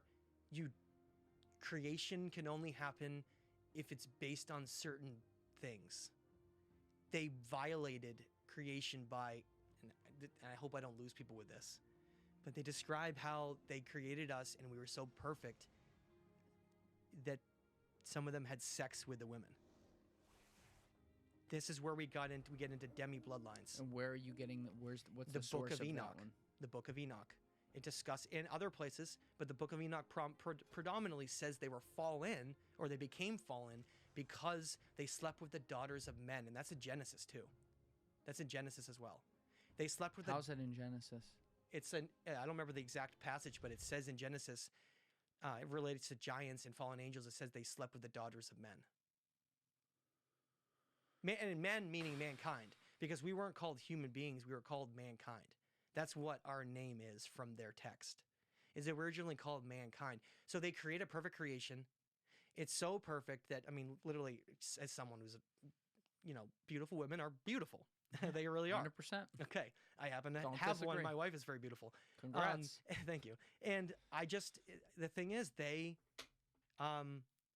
that's what they state, that they literally, some of them came down and bred with some of these beautiful women and then created this abominated bloodline that was like half gods and half humans. And this is what angered in those ancient texts I told you about, some of these gods falling out of favor with humanity and then putting us into basically hell, creating hell here on earth. Yes, by creating massive empires in war and structuring everything completely different.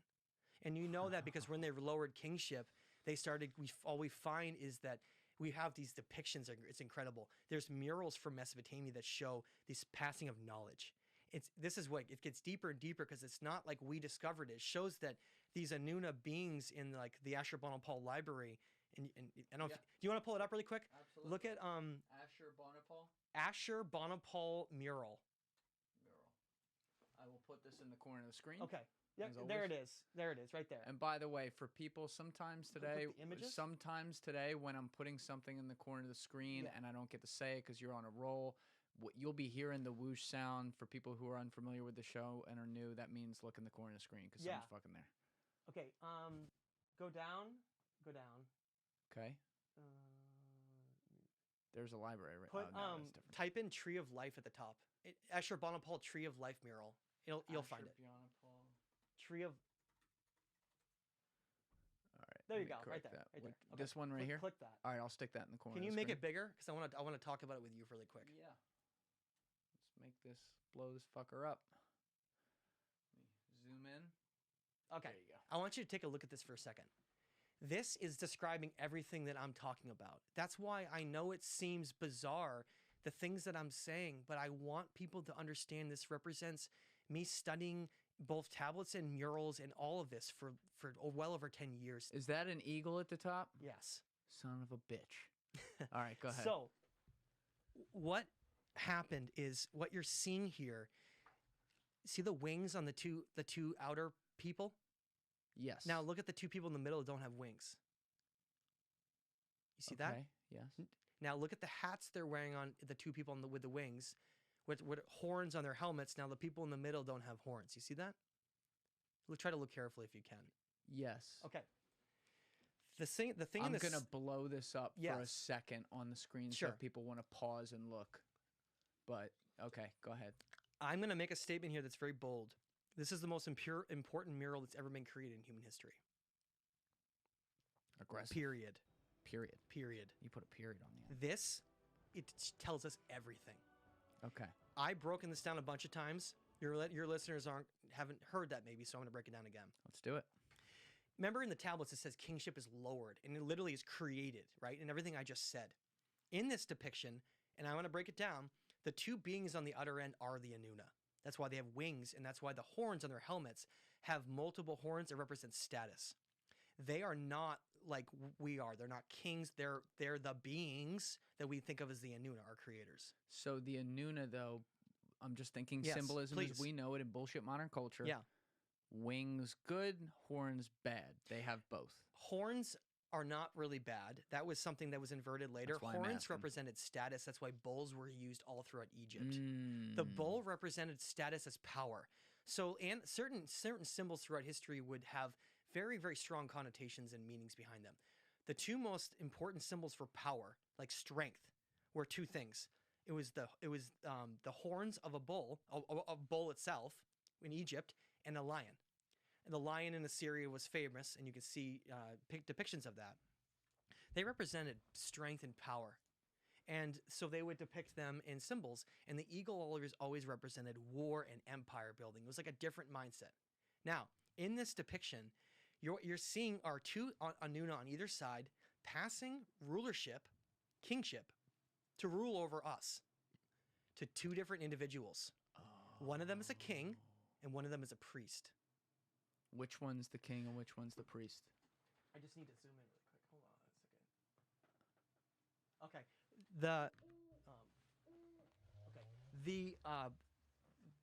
This image right here, the individual on the right of the tree is holding what's called the rod of rulership in his hand. Okay. And that rod of rulership means he's a king. And then the other individual across from him has symbols that basically represent spirit, like religion, and seeking that aspect of it. It's you learn that one's a priest and one's a king. Got it. And what it means is that now notice those two beings with the wings. They're passing this. You see that? What they're passing is the symbol of the pine cone, and in their hand they have the handbag. Remember Pillar 43 at Göbekli Tepe? It's got the same handbag symbol below it. This is what I'm breaking down to mean. The Anuna, they know all. They know everything in the universe. They are more powerful than we can ever understand. They seem to somehow be related to creation. Do they look... I mean, because I'm looking at this and I'm just basing it off like some other murals I look at. Like, to me, comparing it to other murals, they look like humans. Okay, because you see the king and the priest in the middle? Yeah. They emanated them. So that the reason they look like that all throughout the Middle East, with the long beard and that's braided, was because that was how they physically decided to represent themselves. On murals or physically decided, period? Physically, they can become physical, yes. So they have the ability to be physical if they want to. Okay. So they're passing the pine cone behind the head, pineal gland. They're passing the knowledge to the king and the priest for how to rule over humanity.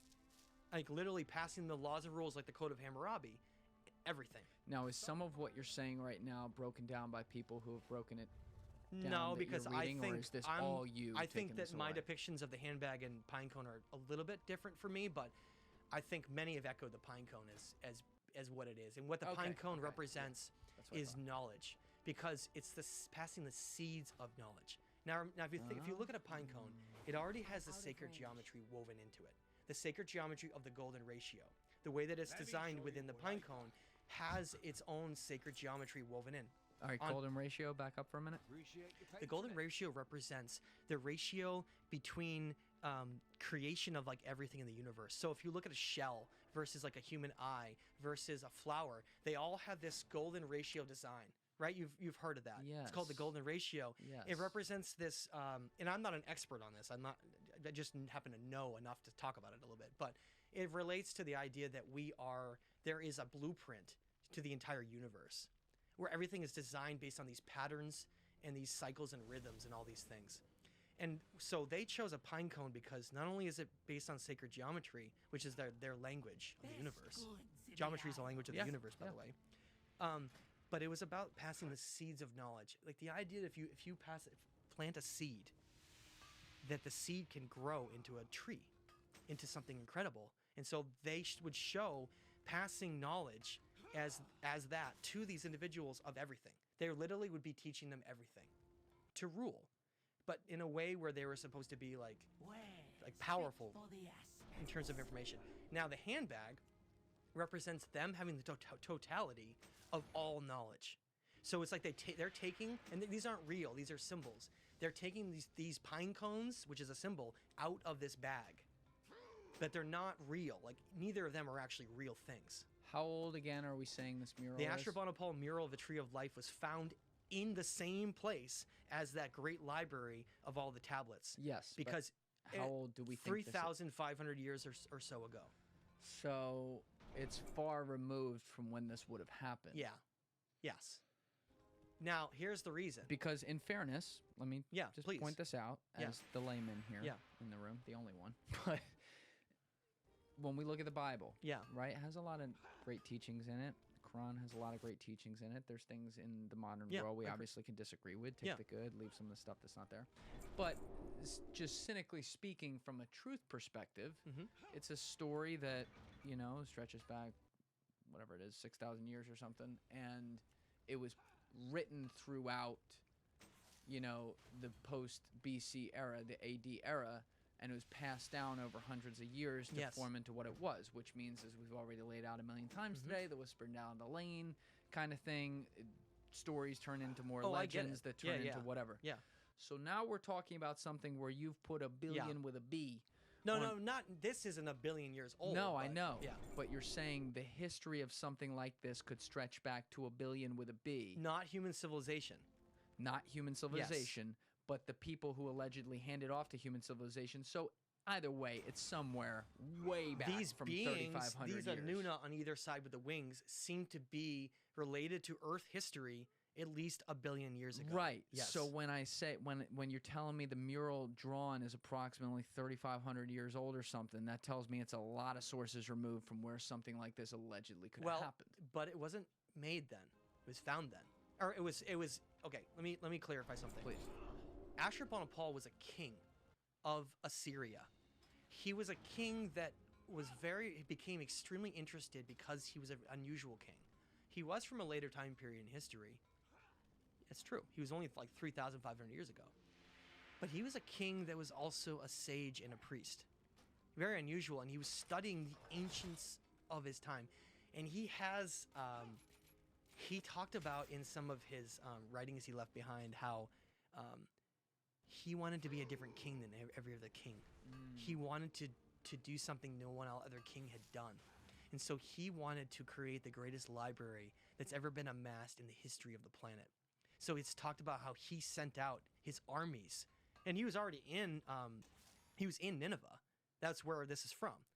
But it's talked about how he sent out armies to everywhere in the old world. So probably Egypt and up to the Turkey area we're in, and down to Iran, to find and recover every single tablet, cuneiform tablet, and bring it back. What years was he around again? Too. What years was he around again? He was around approximately 3,000 to 3,500 years ago, depending on sources. Now, this is a real exact question. I don't expect you to know the answer to this, but I can look it up. Do we have an idea of what the global population size was at that time? We can tell you that he was a rival against the great civilization of Babylon to his south, and that the Babylon had a population of at least 50 to 100,000 people. That's not that big. Well, no, at least. I know, but that's not that big. We don't know entirely, but we know that it was the biggest city on Earth at the time. Again, if I go to fucking Cherry Hill, there's I don't know. Right. Well, because we have 8 billion people on the planet now. That's what I mean. Yeah. It's all relative. Yeah. To be clear. Yeah. But still, you're talking about a limited number of people mathematically searching a rather large plane that has at least a very similar landmass to what we're dealing with now in that area of the world. All right. Keep going. But they knew things we don't know now, right? So imagine they know some of the old ancient stuff, and they know kind of where to look better. Our understanding of the ancient world has changed a lot in 3,000 years, meaning that it was a lot newer for them than it is for us now. And for him, being an ancient king that had bloodlines back to his father, connections to Sennacherib and Tigris, these kings that supposedly were ancient. He's a bloodline of them. See, it never changed. It's the same thing. But he wanted to change history, so he sent out and amassed this Ashurbanipal library. And upon doing that, this depiction is supposed to be of like his great-great-grandfather. Oh. So this is either Sennacherib or someone related to that. But the point is, this is already super ancient. He's already ancient, and he wanted to go find stuff more ancient than him. Do you get what I'm trying to say? Yes. And so he amasses this. And this was made before, either during his time or before his time. The point is, what they're doing is they're trying to take an old understanding and trying to show it in a way where we can understand. It's like, how do you take super complex understanding of something and then just like put it in a mural? I just, in my head, when I hear stuff like this, and there's nothing, you know, like I want to believe everything, and there may be great evidence for everything. Yeah. I just wonder how much the story can change. I know I keep saying it, but we are talking about planes of thousands, tens of thousands, millions, up to a billion years in some cases about some of this. And it's like, could there be a kernel of truth within there, or could there be a ton of truth? You can make the argument for both. But that's the whole point of where we're about to go. That's like where this is all building up to, is what's the truth within that. And that's what I became obsessed with, I would say, was that being like, well, is any of this true? Right? Is any of this true? And the thing was that, again, I want to point out, is that we have tablets that were written from much earlier time periods, like ancient, as early as we can get, that later ones basically are saying like almost the same thing, but they're from completely different time periods in history. That's how you get that clarity of thinking of what might be real. Similar argument to the phenomenon with the description of potential beings. And the point, I guess, and I didn't necessarily want to get off on that super deep rabbit hole, but we did what we did today. So, keep going. So the point I'm trying to make is there's things going on here that are like supernatural almost. There's things going on that are beyond our linear comprehension of just us here alone, with nothing influencing us at all. And that has to do with the first city ever created. Again, we're going to go all the way back to where we were, is that in these tablets, if you want to believe anything that we're saying, how about we actually verify with real on-the-ground places? That's what's so exciting, right? Now let's take what was theoretical, potentially, and what was mythical and all these things, which was what everything of this was, because it's so ancient. So ancient. That now let's try to see if any of that's real. First place to look is that, well, in 6 different tablets, from the Sumerian king list to Eridu Genesis, we get what they state is the first city ever created after the Ajiji, and it's called Eridu. E-R-I-D-U. And it's located in southern Iraq. And every tablet, literally everything, mentions it being the first. It's not like in question about one tablet being somewhere and blah, blah, blah. And they do credit it as being the first city ever on Earth, even in mainstream. And you'll see that. So, how many people lived here? We don't have a population, but I can tell you that it's acknowledged as being the first city ever on Wikipedia right there, and yet this site is the greatest conspiracy of any ancient site in the world. Why? It has only been partially excavated between the late 1800s, 1887, and then it was partially excavated again in 1946 and 1948, and then it was abandoned and nothing has happened since. Why? Here's where it gets more wild. When they excavated it and they found Eridu, it must have been quite a shock to them, because remember, myth, not really myth anymore. It was the first one they found. University of Oxford and other groups came there in 1946, and they're like, this really is Eridu.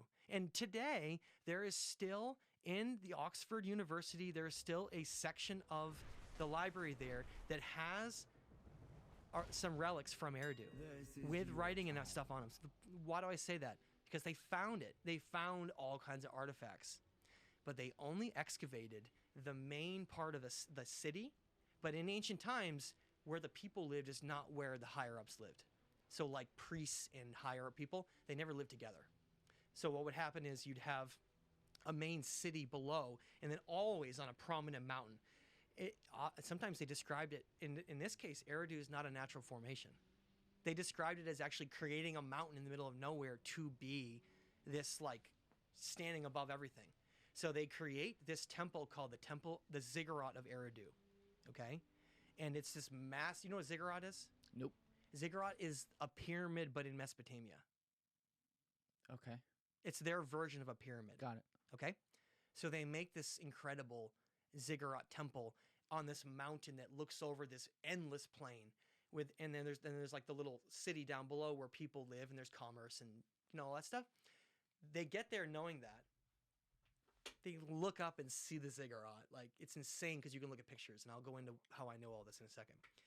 They get there, they find it. You imagine if today, right? Imagine if we had a town that had like an incredible museum with all kinds of artifacts and stuff. Would you find any of those artifacts in any other part of the town except the museum? Probably not, right? No, they put it all there. So imagine going there and knowing that 99% of all of the relics and artifacts would be in that ziggurat, in those temples and in those libraries, and you don't even excavate it at all. Why? I mean, not zero. Before I ask why they didn't do that, I misunderstood your first question then. Yes. So why would it only be in those places? Relics, because you asked as a museum. Important relics and things would be kept in the temple. Always would be kept in these sacred places. Ancient but there tablets, could be more than one or two. No. The ziggurat was the great temple of Eridu. I know, but couldn't there like St. Patrick's Cathedral is like the great fucking cathedral in New York City. It's not the only church. They didn't in do there. that back then. There's none of that. No, back then religion was done through the high priest only. In one place. Yes. Okay, continue. So why didn't they excavate So they this? get there. Again, there's literally on display artifacts from Eridu in the University of Oxford. So you can squash the whole idea they didn't find anything type of concept. And then that's why, right? They find those artifacts in 1876 or something. But they stopped in 1948. They have a gap where they don't do anything for like 40 years. The University of Oxford and this big group comes back as this big expedition. They come back at the end of World War I. Yes, and they find it, and they get the ziggurat and all that stuff, and they never come back. Like a memo came down. I'm just speculating, but someone made a decision, very powerful. There's nothing else you can describe this as, because it also pisses religion off too, because then you get into Enki and the snake and the serpent. Remember? So someone made a very powerful decision to literally have this place disappear. But there still seems to be this like old code, if I want to describe it as. There's an old code with whoever makes these decisions where they can't just destroy something themselves.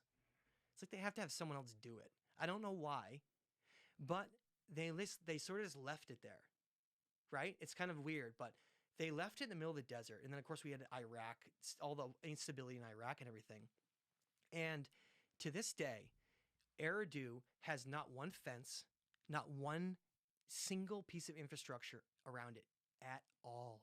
And when I realized that, I went on a crusade called the Campaign to Save Eridu, all various different things. And it's on my website, and I started talking all about it on shows, like on Gaia and other shows. And I took images from people that had gone there, from like Baghdad, who were looting it, walking around. Yeah, like, and I have a whole. So it's not even in any way. No, it's. Oh my god! And I have all those images on my on one of the videos I did and on different places. And if you look up Eridu, if you just look it up on Google Maps, you can find the images. I think they're still there. Because as I was scrolling here, listening to that, I'm trying to see like if there's something on Wikipedia, for example, that mentions like a segment that's called like conspiracy or like controversy, and I don't really see anything. There's only one little thing that says tablet controversy. It's less than a full paragraph. I seem to be the only one doing this, and I don't know. There's various reasons for that. So for the skeptic out there who listens to you and says, well, why is one asshole in fucking Colorado doing this and no one else is? Are you really onto something that no one else is? Why are you onto something? I don't think that anyone in the mainstream is allowed to touch it. Why would that be? Because this single site, regardless of all the other places we're about to go, can completely change history. And it's like, okay, let me give you an example.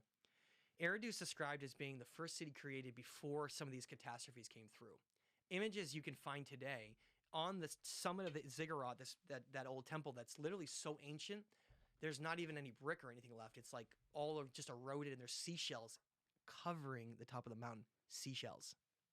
Meaning water. The ocean that flooded it. And not only that, but we're finding pottery and cuneiform tablets. Is this what Ben found? No. No, it's totally different. They're showing these people, and I'm this. If you can hear my voice, it's sadness. They're showing images of just people that uploaded them from their phone. Okay, if you go on Google Maps, go on Google Maps and just type in Eridu, any kind of archaeological institution, walking around and just picking up the oldest records of humankind and just stealing them and then selling them in the black market. They realized they were smart too. I got to give them credit. I'm saying, but the thing is, who took them? Because no, but this is what we're talking. Why would I go over here? Well, to see the comparison. So zoom in right here and look at how clear it is. Just look at it's clear in this one area. This is the only area, but this is the only area on the whole map where it's like that. That's my point. I'm saying is a year and a half ago, the colorization and what it looks like around Eridu wasn't there. It was much clearer, and I like know that was. Yes. Roads here And the way I've always one at like Google headquarters is like the ancient Anunnaki. Okay, but this site is also the oldest city on Earth, and it's been abandoned by archaeologists and not touched at all. How can you explain that? That's a separate issue. They want this place to disappear off the face of the Earth. So you mentioned they find it around the area of like 1875, 1878. They don't do anything on it. They come back to it at the end of World War I. They only excavate the main city, not the ziggurat. Okay. So they start working on that, and you can see that. And then what happens is they come back in 1918. And they have 1946 to 1948. Wait. What happened in 1918 though? You just skipped ahead. Because you said they found it in, like, I'm just trying to keep you straight. 1870 or right. 1880 they you started. Said 40, we're from earlier, you said 40 years later, end of World War II, they came there. They didn't really do a hell of a lot. Yes. They leave again. Yes. They come back now in 1946 and 1948. They come back in 1940, nothing happened in between as far as I know. They come back in 1946, 1948, and there's images on the University of Oxford site of them, like, walking around. They don't do any excavation. They're like walking around looking at it. Okay? And you can actually see images on this from that. And they're walking around and then they never come back ever again. Who's walking around? The University of Oxford. Yeah, but do we know who? No, I don't have that information, but okay. I know that the Iraqi Museum and the University of Oxford are the primary two that are there.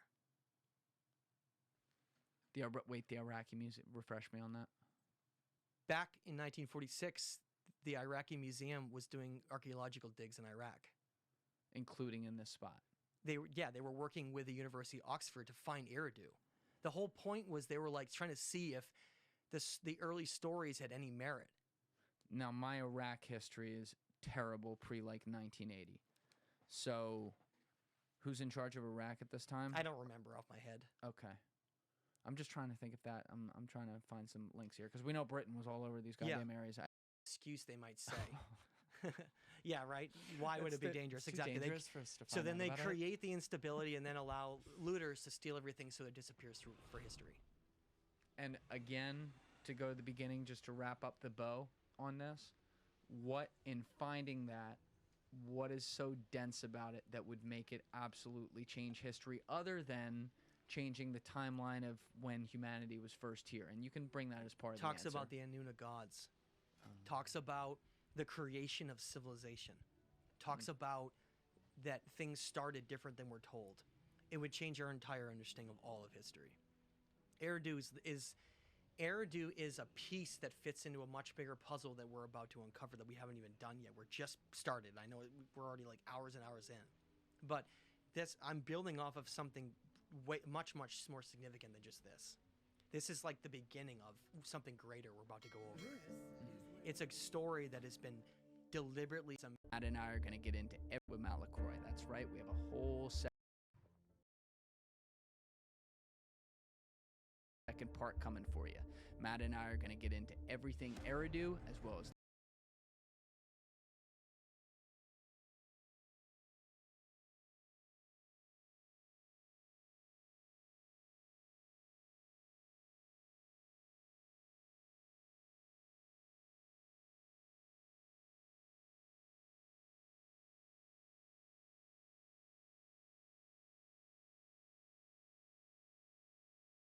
Can you dig in a little deeper? Like, what is DMT? How long is the trip usually? Like, how much do we understand about it? Is there something interesting to say about just the nature of the experience and what we understand about it?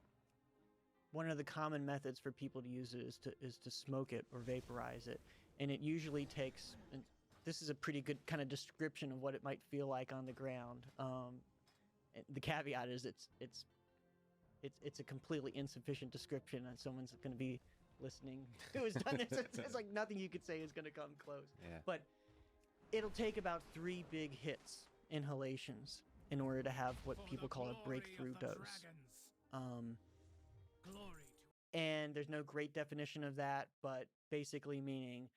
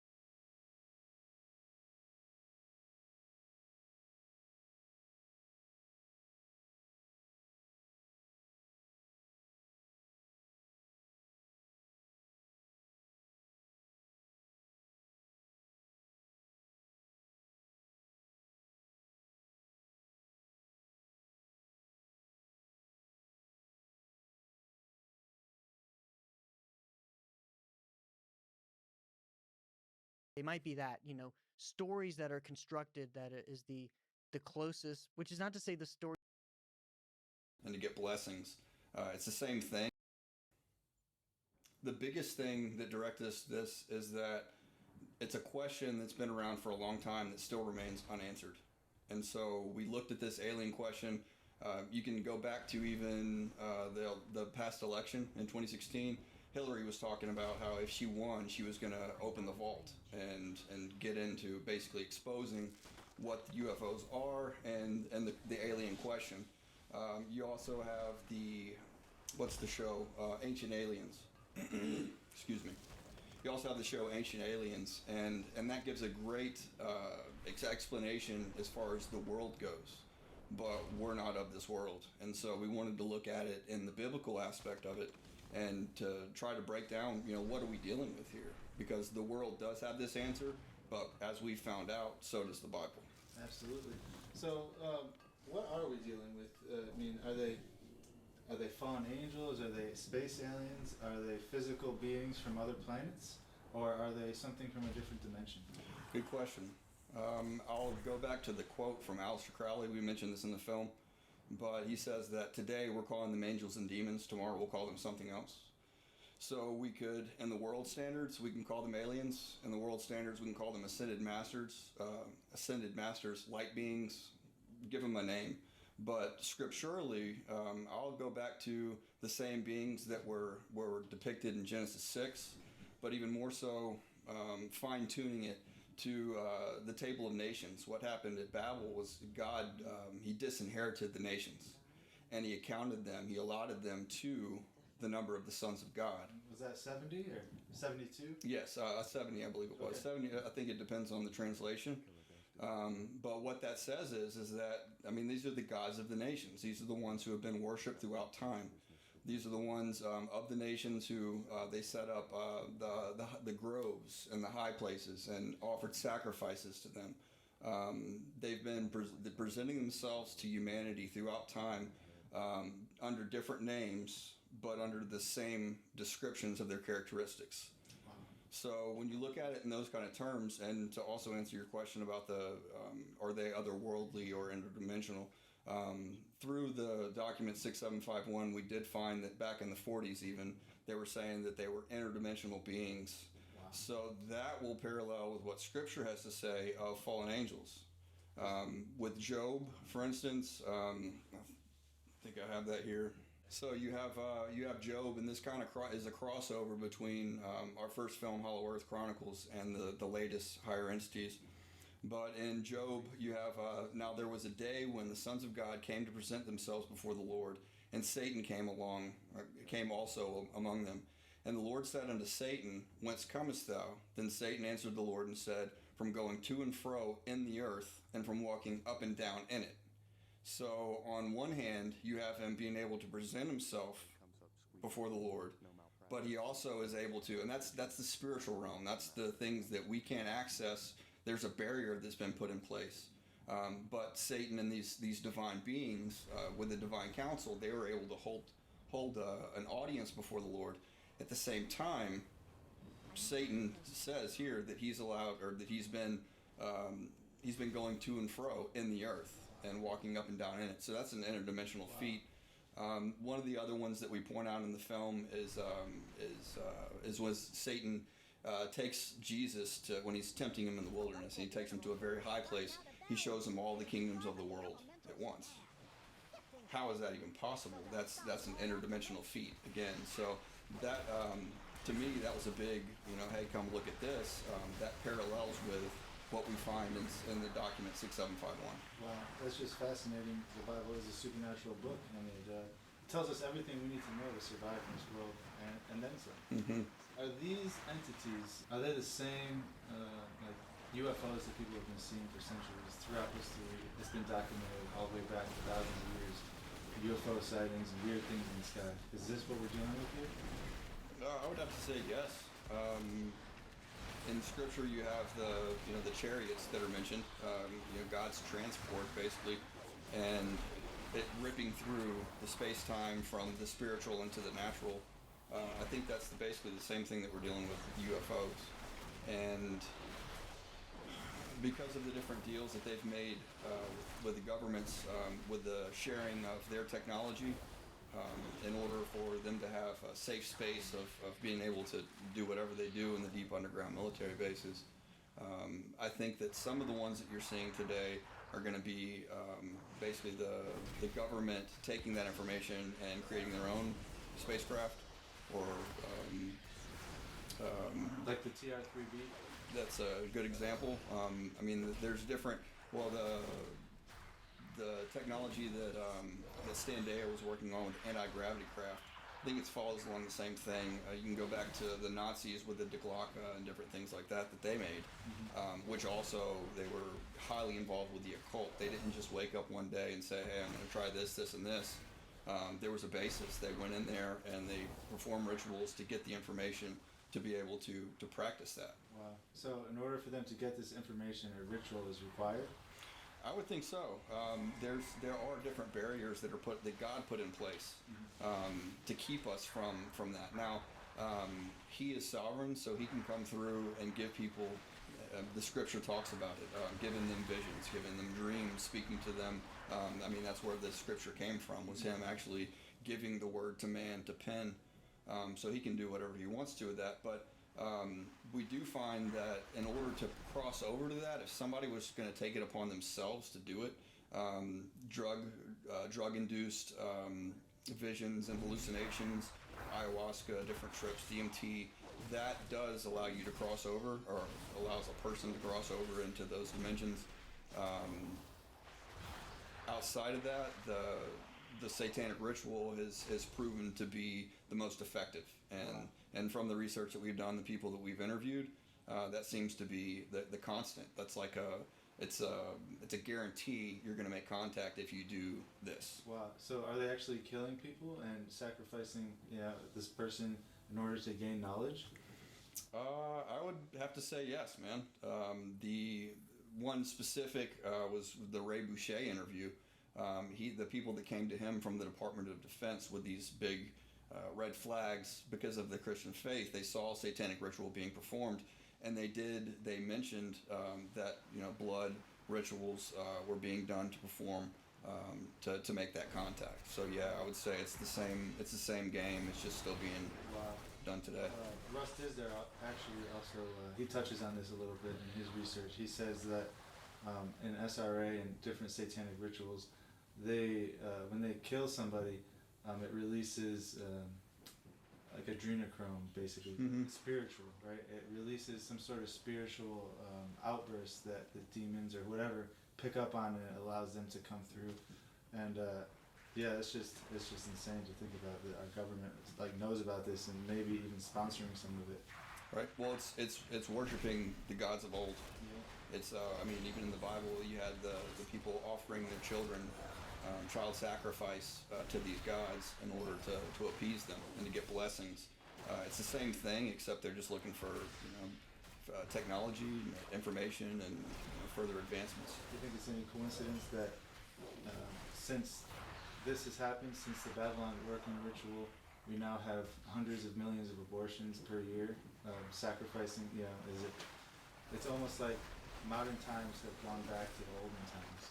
Like we're going back into the days of Noah. Definitely see there's a relationship with that. It's the same thing that was taking place, except it's internal. And I think there was even, what was it, New York, someplace? Well, there's that too, but someplace that passed a law saying that post-birth abortions are okay. It's crazy, but I definitely see there's a relationship in that.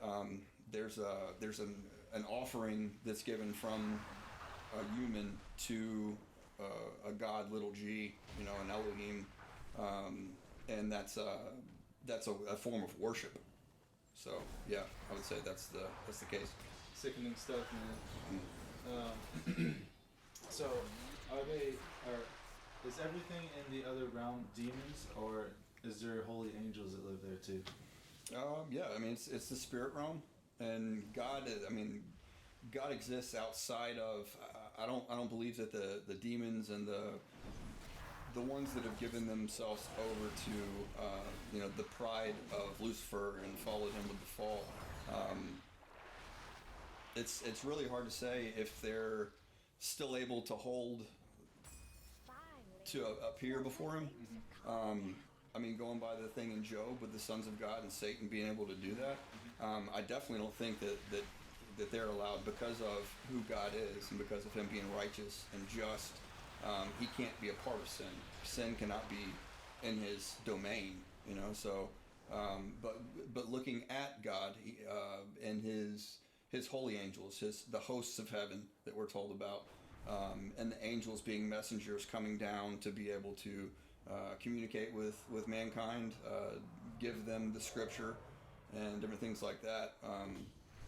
Yeah, there's definitely a good and a bad that we're dealing with in the realm that we can't see. So in higher entities, do these people, do they believe they're making contact with the good angels, or do they know for a fact that it's the bad angels and they're trying to take out Jesus, or do you think they're being deceived themselves?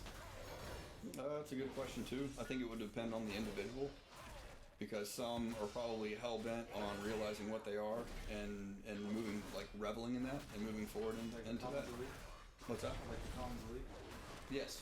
Well, with them, I would say that they would be on the other side of that, because they realize the true identity of these beings.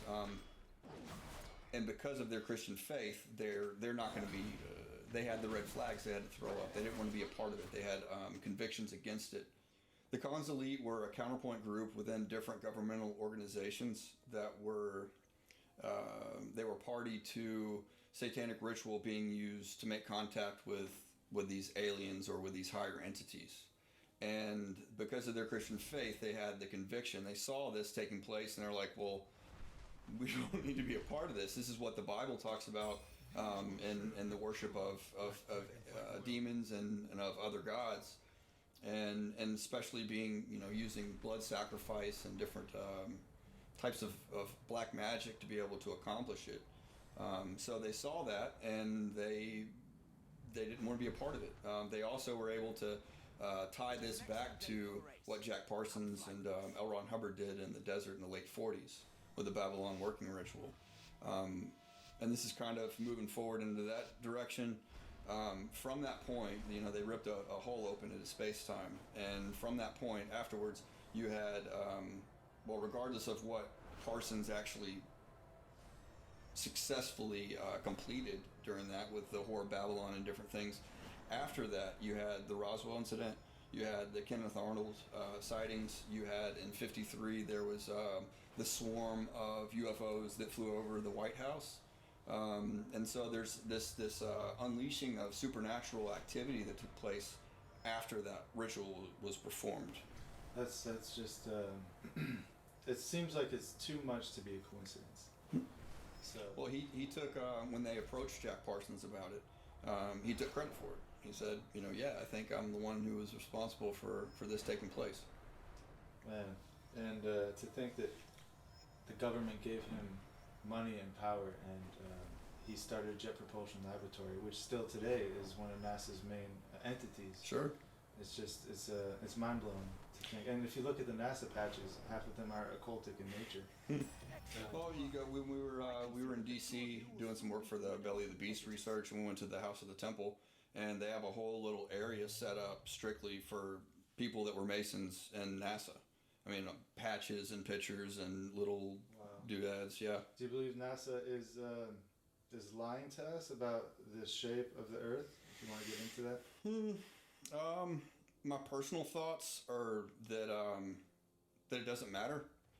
I don't see who would be, who would gain, who would benefit in that type of a deception, because it's not a salvific issue.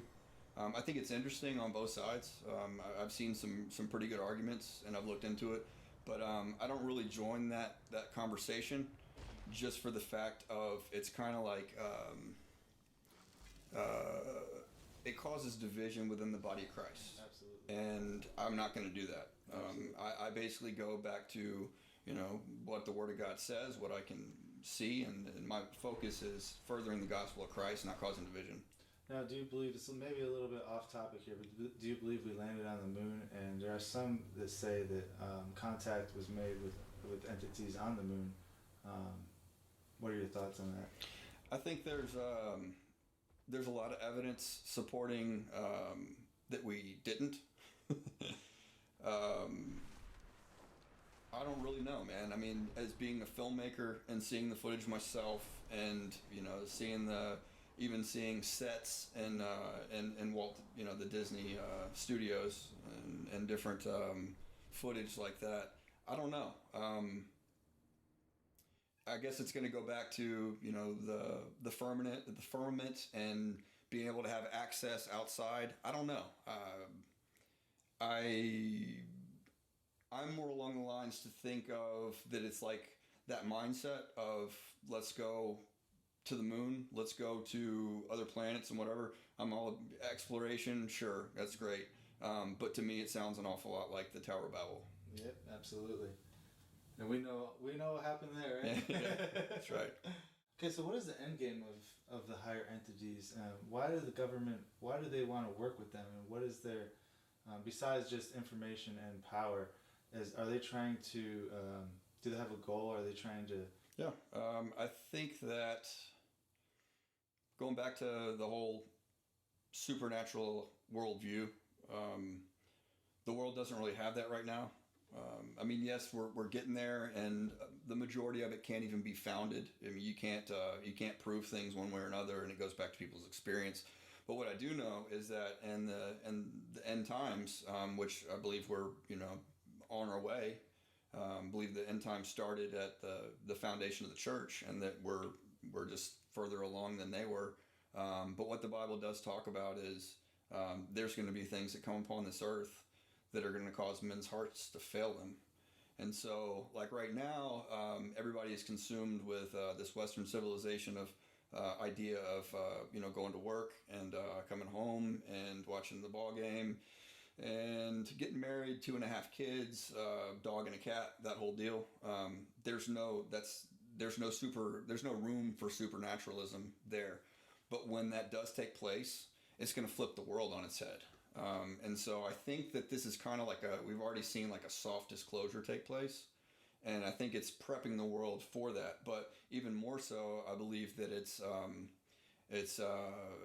tying into what the Bible says is going to take place. And ultimately, it's going to be pointing the world towards an antichrist, towards a false prophet promoting that antichrist. He's going to be able to call fire down from heaven. It's going to be some supernatural feats taking place in the eyes of men. And so if the world doesn't have a supernatural worldview, that's going to give it to them. And the Bible talks about, generations seeking a sign and that whole deal, needing to see and touch and taste in order to believe. Well, we walk by faith and not by sight as being believers. But I think that all this is going to culminate pointing people to this so-called messianic figure that's going to be in the place of Christ. And for the church, the big thing on that end of things is that if they don't have a supernatural worldview, if they see this coming upon the world, if just specifically in Matthew 24, people claiming to be anointed, people claiming to be Messiah, which is just another word for anointed, and underneath that, anointed for an office, they're going to be coming in the name of Jesus. So they get their foot inside the church doors, and they're saying they're anointed, and they're going to be doing crazy lying signs and wonders. And so that would be believing in what they see and what they experience versus having faith in God and His Word. Wow, man, it's scary stuff to think about, but we don't have to fear, right? I mean, we not have at all. Power, and in the name of Jesus, He'll protect us. And I mean, is there anything that they can do to us as believers that we should be scared of? I mean,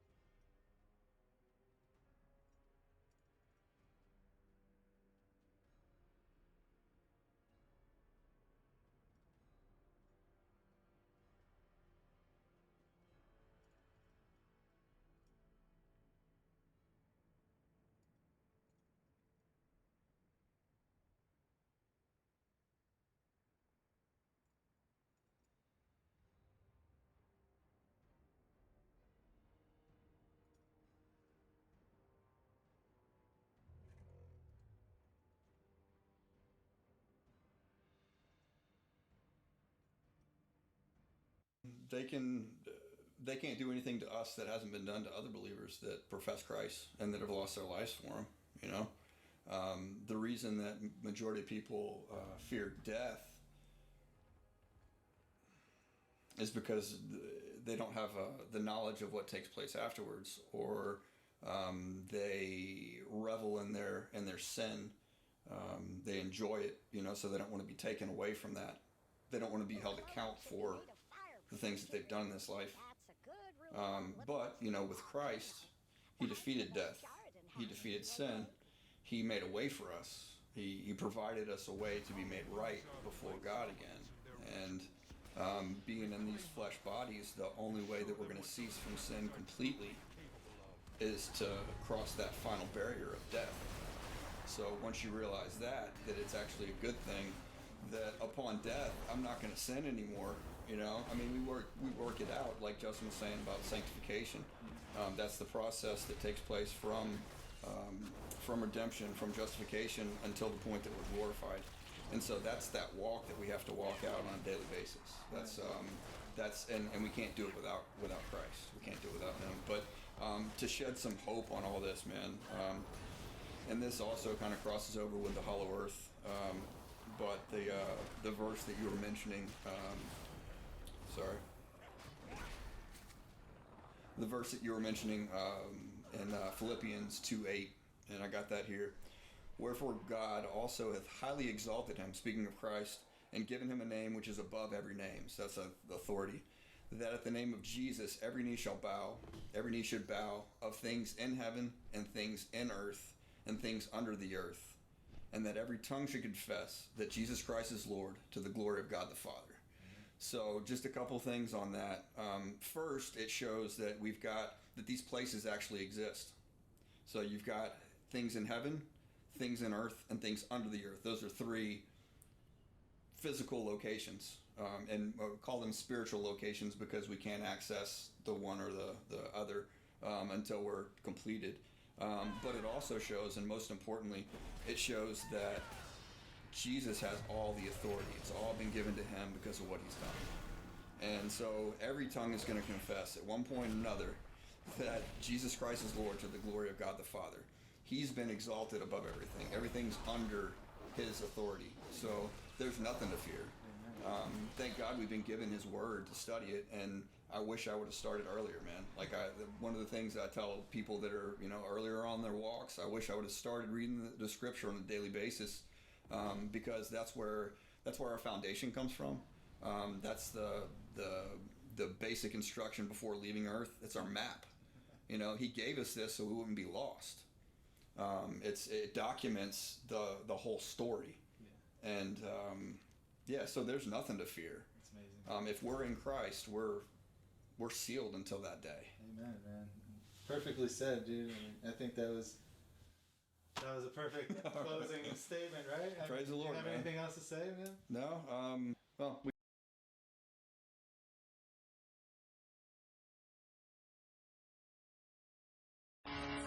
Who's this? Stuttering John. Now, this song rules. What is it? It's Stuttering John. No, I meant what's cut. I don't have to listen to this. This is good. I know, when he sings, he ruins it. He's a good musician. That's good. That is good. I'd like this without words. Is this really Stuttering John?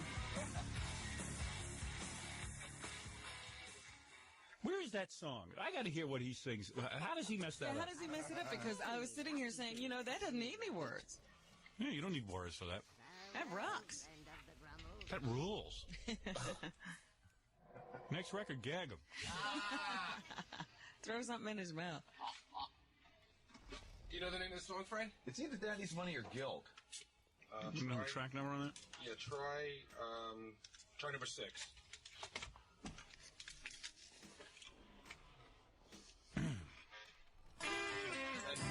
Nope. Daddy's Money? Yeah, that was 5. You gotta go to 6. I don't know why this thing jumps around like that. Oh, there he is. There he is.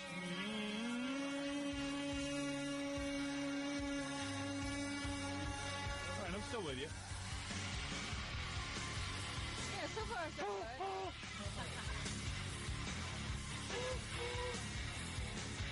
This is good. That's even good. Even that meow.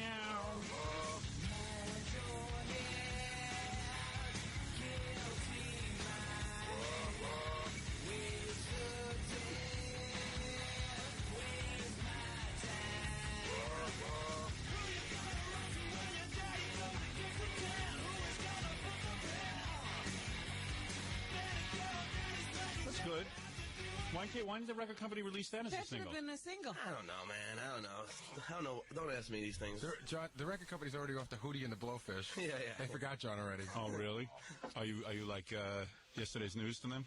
Well, yeah. I mean, unless something kicks it off again. Do they return your phone calls? Yeah. Oh, yeah. No, I'm recording new songs already. Yeah, sure. No, seriously. I ain't gonna call Stuttering John though. Call something else. You're gonna change the name of your band? Yeah. Why? Because it's just He doesn't want all the heat he generated to mess up the next album. Oh, that's right. No, I just got so much crap from all over, like people not playing me because of Stuttering John. So you think they're gonna find out you're in the band? Well, like they don't mind. Like even a guy from Z-Rock told me that he don't mind saying there was Moss instead, but if he says that's Stuttering John, it's close. Don't believe them. They lie through their teeth. Well, you know what it is? Our stations compete with Z-Rock in Dallas and Buffalo, and we kick their asses. So they don't want to promote anything that has to do with us. So we're gonna change the name of the band to Big Dope. What's called Big Dope? Well, I don't know. Stupid. Stupid They're ass. stupid. Howard, did you know that? Stupid. Here today, gone later today. Did you know that John's record company sent one of his records to a major radio station up Los Angeles and put a different name on it? Just to see if they'd like it. Yeah. And they wanted to play it. When they found out that it was John, they yelled at the record company. Oh, really? Yeah. They give him a lot of crap. Because they almost accidentally played it. Yeah, I don't know. No, seriously.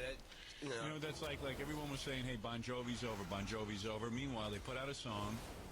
That's the #1 hit. So it's not over if you write a good song. Yeah. Don't blame everything. No, I'm still going. I mean, Yeah, maybe the record company made a mistake by not making this the first single. Right. This is hot. And that video you made, next time talk to me. All right. I will. Well, don't be so ambitious. Yeah, right. Exactly. That's a case of trying to be funny and not being funny. I thought it was funny. Yeah, well, you were the only one, obviously. No one at MTV thought it was funny. Well, I'm supposed to say that they know exactly what they're talking about. Well, they're the ones you have to please. Doesn't matter. Yeah. Unfortunately. Dude. You don't see Pearl Jam trying to be funny. They're not comedians. Neither are you. He's the next Woody Allen. He's making a funny video. Right, he's doing it all himself, too. He's writing, he's producing. He's got Gilbert Gottfried talking over his song. Yeah. That's unbelievable. And I pulled him aside, and John goes, well, what do you think of my video? What do you think of your video? I said, I'll tell you what. Said just like that, right? I said, yeah. I said, here's what you ought to do. I'm a big Gilbert Gottfried fan, but I don't want to hear Gilbert and Gottfried talking over every time you guys stop singing for 2 seconds. Right. Howard, can I be honest with you? I mean, is Gilbert in the band? Howard, I called them and told them your advice. Yeah. And it was like... Hey, dude, do what you want. No, I did. And they said, well, it's ready in, it's ready edited. Okay, yeah, well, they did the right thing. It got on MTV, didn't it? I tried to tell him, just perform. All anybody wants to see of a new band. Yeah, the next video I would just do in like a white room and just play. No, that's wrong. Again, that's wrong. They want to see. They want to see a band play. Yeah. But at the same point, they want to be they want to be entertained in some way, and that's usually a chick. Get a good-looking girl. They won't. No, MTV doesn't want chicks. No, Aerosmith doesn't have a girl in every video. I know, but they're every video. Boys to Men. God only knows how they're famous. Howard, they got a chick. Howard, when I wanted to do a chick, they said chicks are out. That's 80s pose and rock. Yeah, they told you that. All, and then meanwhile, meanwhile, everything they air is a chick. I know. Well, they're liars. It seems to work for rap, but it doesn't work for rock. Yeah, you know what the greatest John did put chicks in the... And they made me take them out. And they were not good looking. Yeah, he put ugly chicks in this. He had he got some strippers who look like they've been through a minefield. That's what he gets. Just because they look good in the club with the lights out, when you get on camera, it's a whole different deal. You guys have no shady whatsoever. Do you know every stripper I know has said, hey, can I be in your movie? And I go, oh, yeah, sure. And then I don't call them back. That's how you got to be. Well, it isn't like I have the... You get the Beastie Girl. I don't have the clout to get Cindy Crawford. You ever hear the Beastie Boys? No, you can hire models who do that kind of stuff. They're video models. They die to be in videos. And they look good in them. You get a bunch of scranks. Haven't you ever seen the Girls of Rock video? Yeah, dude. I mean, if you're going to get a girl, get Amy Lynn. Yeah, you don't need. You only need one. You know, I had her on my album cover, and they were giving me crap about that too. Yeah, it's good. Everyone who gave you crap seems to know so much, but when I tell you what to do, you don't listen. No, but I really, get out of here. You know, I'm sick of you. No, don't be sick of me because I don't ever ask my opinion. I God's honest called them and said that. Who cares? I got my own career. Get out of here. You're slowing me down. I got a million things to talk about. All right. Sorry I ever listened to your record. I'm sorry. I tried to help you. I know you did. I appreciate it. Yeah, well, you know what it is? You always think you know so much. He's another one who knows everything. I got a great idea for my video. I can't wait. Oh, I can't even tell you. Say hello to Tony and Tina, Rockstar. Oh. He's in a play called Tony and Tina's Wedding. Mm-hmm. Evidently, what it is I thought it was on a stage where you act. They stick you in a room and they make believe it's an Italian wedding. Yeah, and when you walk in, you're a member of the wedding. Yeah. And it's like, imagine you walk into the room and there's a wedding going on. And when someone is acting, they might be acting in front of one person. In other words, if you walk up to somebody, it's like one of these interactive things. Like if you walk up to someone at the wedding, you can eavesdrop on what they're acting. That's some show. I never heard anything. They're acting like they're at a wedding. It's a really good show. But you're acting too, so why aren't you getting paid? Are you acting? Yeah. You're not getting paid? No, I'm talking about the people who come to see it. Oh, I would never go see that. I don't want to act at a play. Howard, can I just say one thing? It's been running for 7 years. Yeah, I know. I just don't like to go to plays where I have to do work. I like to go watch a play. You don't have to. You can just. I don't want to walk around. You don't have to. You can just kick back and just relax and enjoy it. You can sit in a chair? Yeah. Where? At like one of the tables? No, at first it's at the church. You don't interact there. You just sit and just watch the ceremony, which is really funny. Is it a real ceremony? Yeah, but why is that funny? Because it's loaded with humor. It is? Yeah. A wedding is loaded with humor? Well, this wedding is. What happens at the wedding that's so funny? Tell me something funny that happened. All right, well, so there's a gay brother who makes a speech, which is at the wedding. When do you see someone make a speech at a wedding? Have you ever been to a church ceremony? I go to a church all the time. An Italian church ceremony, they always make speeches. I was at Gary's wedding. There was no wedding speech. Are you kidding me? Oh, please. Howard, they do readings. I've been a Catholic for years. Readings. Readings are different than speeches. They do readings. I've readings from the Bible, but I never. Gary, you're Catholic. I'm half Catholic. Didn't they? Have you ever seen someone get up and make a major speech at the church? Except for the priest. No. Howard, I've never seen a 7-piece choir at a mass before Gary's wedding. Sure, I have. I've seen that. You're confused. I'll probably enjoy the play as much as I enjoy weddings. Which is I was going to say, who enjoys going to a wedding? It's really funny. It's a parody of like an Italian wedding. It's actually very funny. Where is the tape of you acting? Reel 1. Are we going to play that? Yeah, it's right up on Reel 1. Let me hear you act. So Howard, this is now at the banquet, and John is the best man. And this is John as the best man giving a speech. Yeah. I wonder how the other actors in your play feel about you. Well, they're very good. Really? This is only my 3rd night, so you must be good by now. But I get to play my guitar at the church. Oh, let me hear you act. Quickly, as long as I'm on your topic here. And the reason you're hearing all this noise is there's a whole wedding going on. Yeah, this is the reception. So you walk in a reception.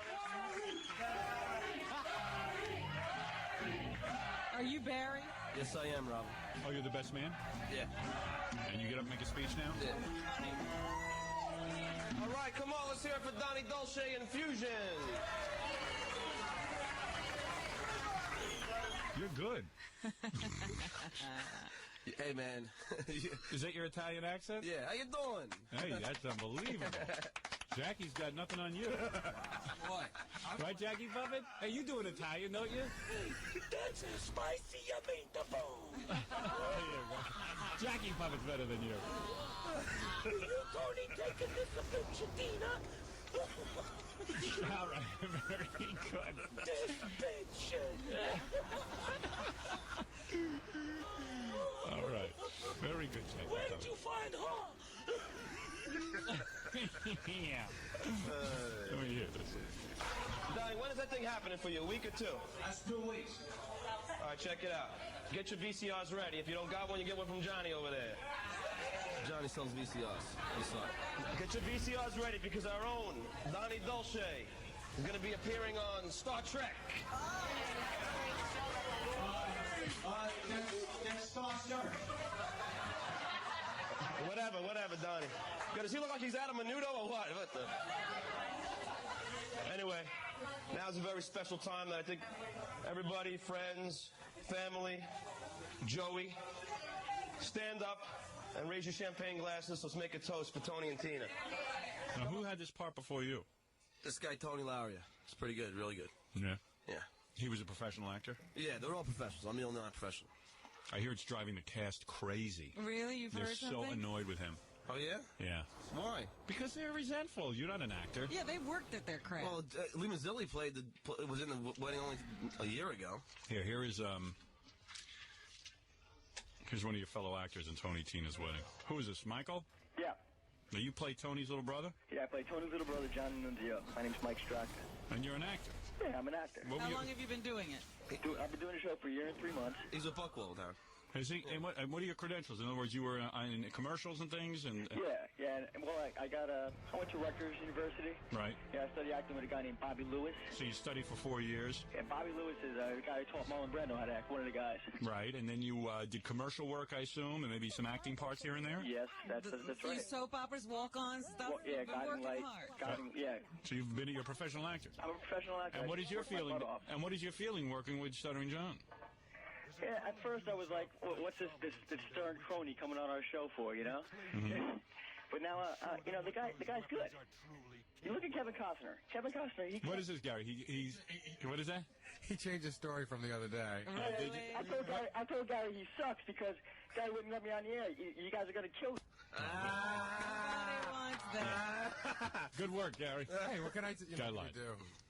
Actually, I get along with everybody. Yeah, evidently you do. He called up and he told Gary that... Yeah, I knew... He said that you sucked in that... I know, but because he knows it's the only way he'll get through. Oh, if he said I was good, Gary would never put him through. I see. Well, he'll never get through again. It isn't like the show's completely honest. Right. Excuse me, he just wanted his name on the air. He could care less about Stuttering. Oh, no, that's not true, Rob. We couldn't have trusted him either way. That's right, he's going nowhere. There's a lot of camaraderie going on there. Yeah, come on. What?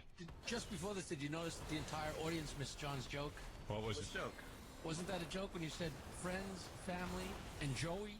Oh, yeah, it's kind of, but it's not secular type of thing. You know? No, it was a joke that absolutely no one got. Jackie, you should talk about jokes you should talk about jokes that bomb, let me tell you. There's somebody that should talk. I don't forget the open sores, all right? You can get one laugh. Okay?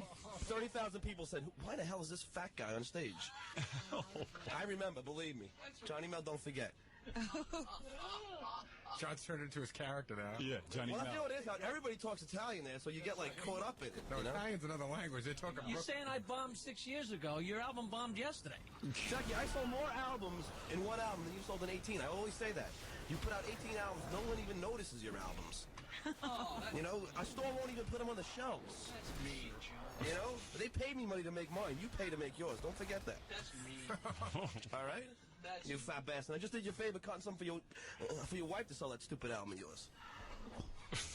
Well, there you go. There's obviously... The joke still bombed. That's a fact. Roll it back. That's a fact. Tell Howard the joke that you gave me to say. All right, you know what? Right. I've had enough. All right. I had enough of you coming in here and upsetting Jackie. Oh, come on. You had me first. All right, that's enough. That's enough. If anyone's going to upset Jackie, it's me. Roll it back. Let me hear the joke. Let's hear John bomb. Hey, friends. He didn't stutter, at least. No, he's going to in a little bit. Anyway, now's a very special time that I think everybody, friends, family, Joey, stand up and raise your champagne glasses. Let's make a toast for Tony and Tina. Come on, get up, come on. Come on, get up, buddy.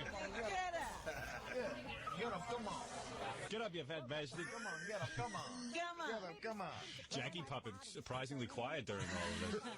Well, he's all upset that Jackie got into a fight with John. You all right? Watch your back, John. Jackie Puppet is on your back.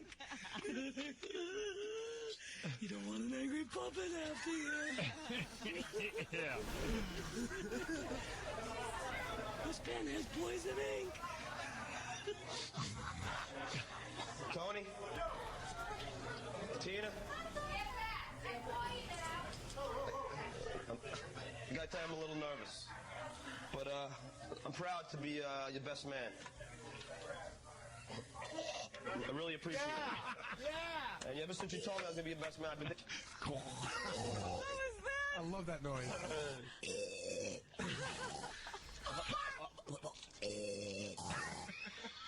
appetizing. You're trying to eat a meal. Fast-moving dialogue, too. And he's hucking. Yeah. Tony, Tina, I like family, friends, and I got to hear that noise again. What was his face doing on that? We got this for the E! Show on tape, right? Well, Ganji shot it, so we better hope. Well, we got your feet anyway. Like a Picasso. Is that in the script? Does it say Tony, Tina, gag? Tony, Tina. Donnie Dolce. Tina? I gotta tell you, I'm a little nervous. I'll say. But I'm proud to be your best man. I really appreciate it. Even John, I don't think has ever heard this before. No, I didn't know. Tony, Tina, I got to tell you, I'm a little nervous. So's everyone in the audience. And ever since you told me I was going to be your best man, I've been thinking about a speech for about 8 months. And I come up with nothing. I'm a lot stupider than I look, if you know what I mean. But, I don't know, finally I was lying in bed with Connie, talking, and something hit my head. I'm like the crankshaft from a 57 Chevy. Why are you trying to crack jokes? Get to the point. Only my third night. I got better. I was lying in bed with Connie, and something hit my head like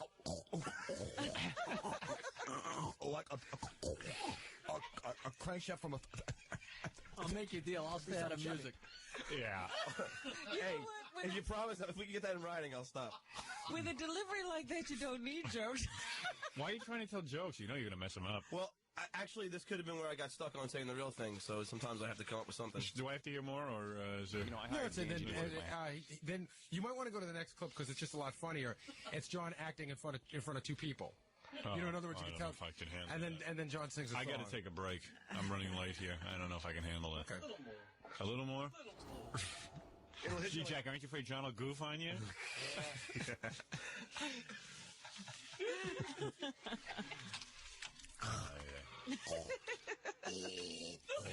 That's John's delivery. Hey, Tony, Tina. Tony, Tina, I'm proud to be your best man. I really appreciate it. Everybody raise your glass. Let's make a toast together. To a long life. All right, here's John in another acting scenario in front of two people. So, Tony, you ready for this? This is it.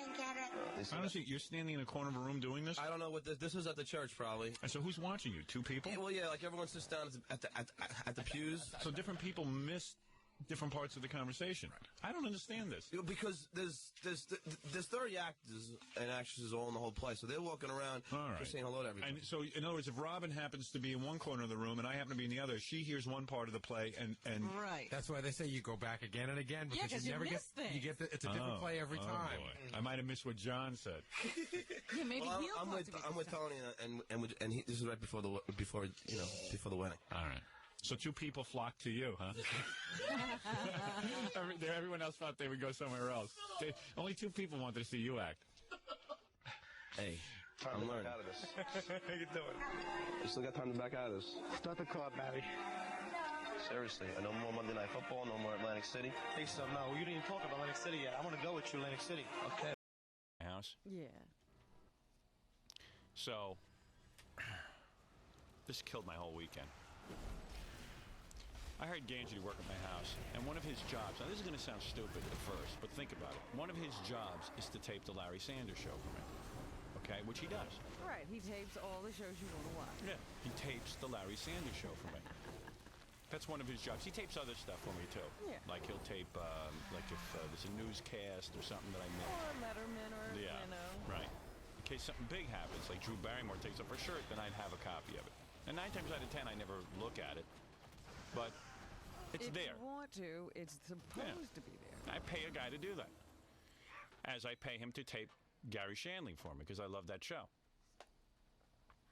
So I turned to my wife on Saturday. I go, I wonder where Ganji put my Gary Shanley tape. I'm going to sit down and watch it. That'll be nice. She goes, oh, I didn't want to tell you. I go, what don't you want to tell me? She says, well, I went Thursday and I asked Ganji for the tape so you'd have it on the weekend. You know, we could watch it together. I said, yeah. And she said that he told me he gave it to Ralph. Oh. And so I said, well, what do you mean he gave it to Ralph? What is Ralph doing with my tape?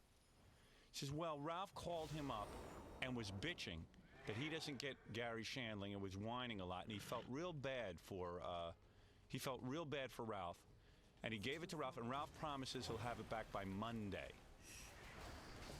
So I blow my lid. I said, wait a second. First of all, I hired him to tape a show for me. Forget that, this might sound trivial to you, but I hired him to tape a TV show for me. Ralph, of course, is supposed to call me if he wants something of mine. Ralph didn't call me. He picked up the phone and called Ganji, my weak link. Ganji, the stupid one, the moron. He calls up Ganji and he says, hey, Ganji, give me Howard's possession. And Ganji says, okay. And Ganji goes, okay. He doesn't check with Laura, who works for me as my assistant, who he's supposed to check with. Get out, Ralph. I didn't ask for you. I didn't ask for you. I'm not mad at you. Get out. But you got it wrong. No, get out. I'll call for you in a few minutes. Okay. I'm talking to Robin now. Okay. Not you. Moron. Well, I hate to agree with you right away, but... Wait, it gets worse. Oh, dear. Wait, it gets worse. Because there's a very simple solution to this. Oh, I'm going to give you the solution in a minute. I'm going to give you the solution in a minute. I got the solution. Right. You got Jackie's already way ahead of me. See, I was just going to tell you how he could have saved his job. No, wait. I'm going to tell you everything. I want you to listen today. All right. Today, you're going to relax. You don't have to feel pressure to talk. Allow me to tell you everything, and then you can talk. Today's an easy day for you. What else happened? All right. So I'm blowing my lid, and I find out that Ganji felt bad for Ralph. He took my tape, gave it to Ralph, and said, you better have it back by Monday. So now I'm sitting there. I go, as much as I can't stand what Ralph did, because he went around my back because he happened to have inside information. He knew that Ganji taped this for me. I said, forget about Ralph. Ralph should be able to call my house 24 hours a day and asking for things. Yeah. This imbecile Ganji who works for me, who has been working for me now for a couple of years, and I always think he's going to get smart, but he doesn't. He's just slow and dim-witted. I said to my wife, you know what I'm going to do? I'm going to call. I knew Ganji was in the Hamptons. Oh. I said, I'm going to beep Ganji on his beeper. Let him call me. I'm going to pretend I don't know anything about this. I want to hear him explain this to me. My wife goes, no, don't do this. It's a Saturday night. I said, I am crazed.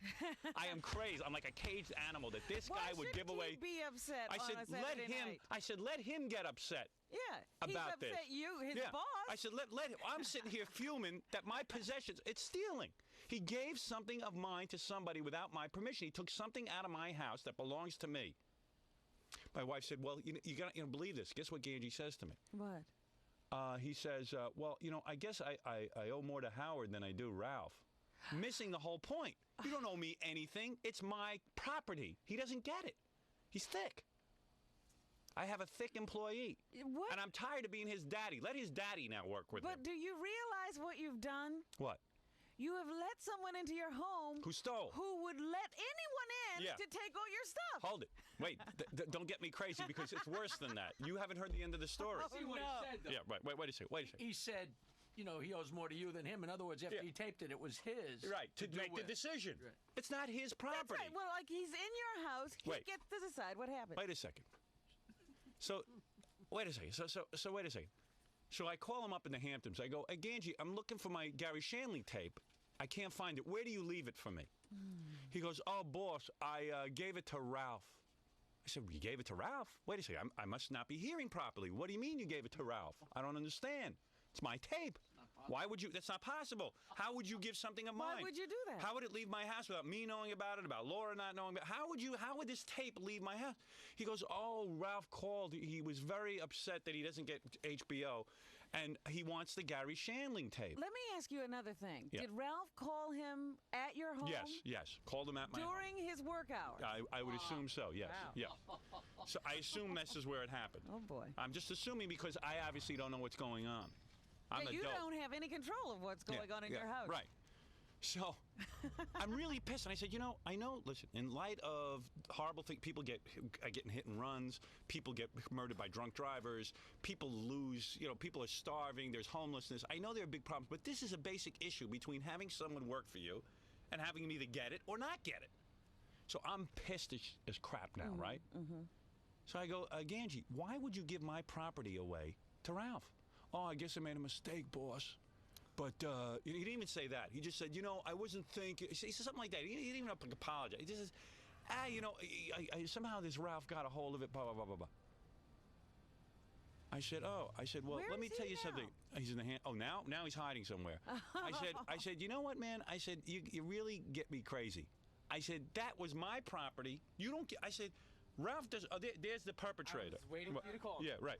So wait a second. I'm going to tell you something. He thinks that he thinks I'm a terrible person to work for. No, you do. But you're going to be working for your father. It's okay. You can work for anybody else but me because you've got to go. It's time for you to go out and work for somebody. Well, this taping. That's my tape. Good. This taping has always been a problem. No, for it's him. not. It's more than taping. He doesn't get it. It's an attitude. He doesn't get it. This is not an internship. That every time you have a problem with him, it's around his taping duty. Yeah, well, but that's not the point. It's using common sense. Why would I call him up in the Hamptons? So he goes, oh, Ralph said he'd give it back on Monday. I said, so I have to wait for Ralph to be done with my Gary Shandling. I said, not only is Ralph a passive-aggressive, stealing from my house, I said, but you're the weak link. You're a facilitator. You're a facilitator. Why would you give him my property? Why wouldn't you turn to me and say, I want to lend Ralph your tape? You know why? Because you want to think of it as your tape. You think that's your tape. You think you taped it, so it's your tape. You're working for me. I give an S about this tape. Yeah, that's the problem. That's the problem. You don't give an S. No, you just said you think it's my tape. I don't think it's my tape. Why would you give my tape? You should it's my give tape. an S because it's Howard's Let me tape. ask you. You see this briefcase over here? That's your briefcase. Why don't you give it to Ralph? He wants it. You don't give an S about it. Why don't you give it? Why won't you give it to Ralph? Why won't you give my briefcase to Ralph? Why? Why? Why won't you? Ralph doesn't want it. I don't. Ralph came to you now and said, I want Howard's briefcase. No, would you give it to him? Why? Why wouldn't you give it to him? Briefcase. But he wants it. It doesn't matter. But it doesn't matter. But he's he really wants a upset. tape. Why would you give him my tape? Because I was under the understanding that in the beginning, when I started taping the show, he had said that I should tape it for him and for you. Oh, he told you what to do. I said no, and I covering my own Who told you ass. that? Who told you that? Who told you? Ralph told you that I'm having you tape this for Ralph? Right. No, for both of you, because he didn't have HBO. No. Here's the deal. He calls me and asks me for the tape. If I choose to bring it to him, I'm not a taping service for Ralph. I understand. Let me tell you. I'm going to let you in on a secret. I don't owe you this explanation. I'm going to give it to you. Ralph calls me every week and says, would you bring me a tape? I said to myself, you know what? I go, yeah, but I'm never going to bring it. Right. I don't want to sit there and tape shows for Ralph. You think I'm going to sit and carry tapes back and forth for Ralph? But excuse me, who gives Ganji his instructions? Ralph, evidently. Wait. The situation was to cover my own butt. I said, Why would you have to cover your butt for Ralph? No. Would you listen? I said, you make sure you clear it with Howard. As long as it's clear with Howard, I will do. Because sometimes Howard will okay something for Ralph, and then if I'm like, well, Ralph, are you sure? And then there's a fight between me and Ralph. So you're telling me Ralph said it was okay with me? Okay Ralph, come in here. I want to know something. Right, absolutely. It's obvious what happened, Howard. No, I know what happened. Because if Ralph had asked you would have said, I'll give you the tape. Just let me see it first. And that way you wouldn't have I don't know why I'm sitting there waiting for Ralph to be done with my tape on Monday. So I said to myself, I hung up the phone with him Saturday night, and I said to my wife, I said, if I was Ganji, I'd get off my fat ass, I'd get right over to Ralph's and get that tape pronto, because he screwed up royal. He's giving away my stuff. Ganji's like, well, you'll get it on Monday. What's the big What is with you? First of all, I don't hold you responsible, Ralph. He works for me. Yeah. He's the guy who tapes that. He shouldn't be giving you anything out of my house. If it's a piece of corn out of my tuchus, you shouldn't be getting it. It's mine. But it just sounds to me, I'm just telling you as a listener to this whole thing, right. It sounds like Ganji gets instructions on taping from Ralph. Yeah, evidently. Not from me. But I was under the assumption that you gave him that assumption, Ralph? Through you. Did you give it through me? I never talked to you about it. I said no, take I was Gary under Shanley. the assumption that it was through you. Did you lie to him and say it was through you? No. I didn't lie about anything. What did you do? You called up and asked Ganji for the tape. Clear it with Howard first. Why don't you clear it with Howard? Ganji, why didn't you clear it with Howard? Because this was his asking, so I said you clear it with him. If someone calls you at my house and says, I want to borrow something at Howard's, you would tell them, go clear it with Howard and let him lie to you and say that he cleared it? It was in the beginning. You're a dimwit. I'm sorry. I didn't lie about I was duped. What did you say to him? All I know is you were sitting with, you love this. A-hole, I'm wise to you. Why do I love it? Because you had something of mine. You had something of mine for 3 days that I wanted. I didn't even know I spoke to you over the weekend. I didn't even know. And I was talking about. I said to him, coincidentally, I said to him, I'm going to sit down and watch Gary Shanley. And it means so much to him. He doesn't even know he has it. Yeah. I thought he gave me a tape from last week when he said he had it. I don't even. Because you got it all right. The week before. How did you dupe him? Tell me how you dupe him. Let's see how dimwitted he is. What happened? You called my house when the new season started. Of Larry Sanders. Yes. I reminded him that it's starting up. Whatever. And I said, you know what you should do? Yeah. You should put them all on one tape. Yeah. And then I'll tape them and I'll put all the shows on one tape. You know how I let you all right, tape, fine, very good. Okay, and that's what I said to you. That's right, and Ganji came to me. I went to Ganji. I said, "Why don't you tape the Gary Shandling show?" Right. Okay. And at some point, I said to you, "That's what I was going to do with Ganji," and then get the tape from him when they're done. When he's got 4 on a thing or something, he was going to lend it to me. Yeah. And then I was going to copy him onto. So there's like 20 episodes on one tape. I just want to know how you ended up with my tape. Ganji gave it to me. He just gave it to you. He gave it to me. Did you ask for it? After you complained, you called up last week and complained that Howard lost last week's episode. No. Let me tell you something. And what does that have to do with? Why do you care that I lost last week's episode? I was just trying to be a nice guy. Why are you trying to be a nice guy to Ralph? Be a nice guy to me. I'm trying to be a nice guy to everybody. Do me a favor, Ganji. Here, you're good with the camera. Walk around with the camera. You don't have to come to my house anymore. You're done. You're done. Don't come to my house anymore. Don't. It's too much of a. You're a good guy. You're a nice guy. I try to be a nice guy to everybody. Ralph, I like you. Everyone's a nice guy. Do me a favor. Don't come out to my house anymore. You're done with that job. It's beneath you. That job. You're too smart for that job. Yeah, listen, go ahead. And when he handed, you're too quick.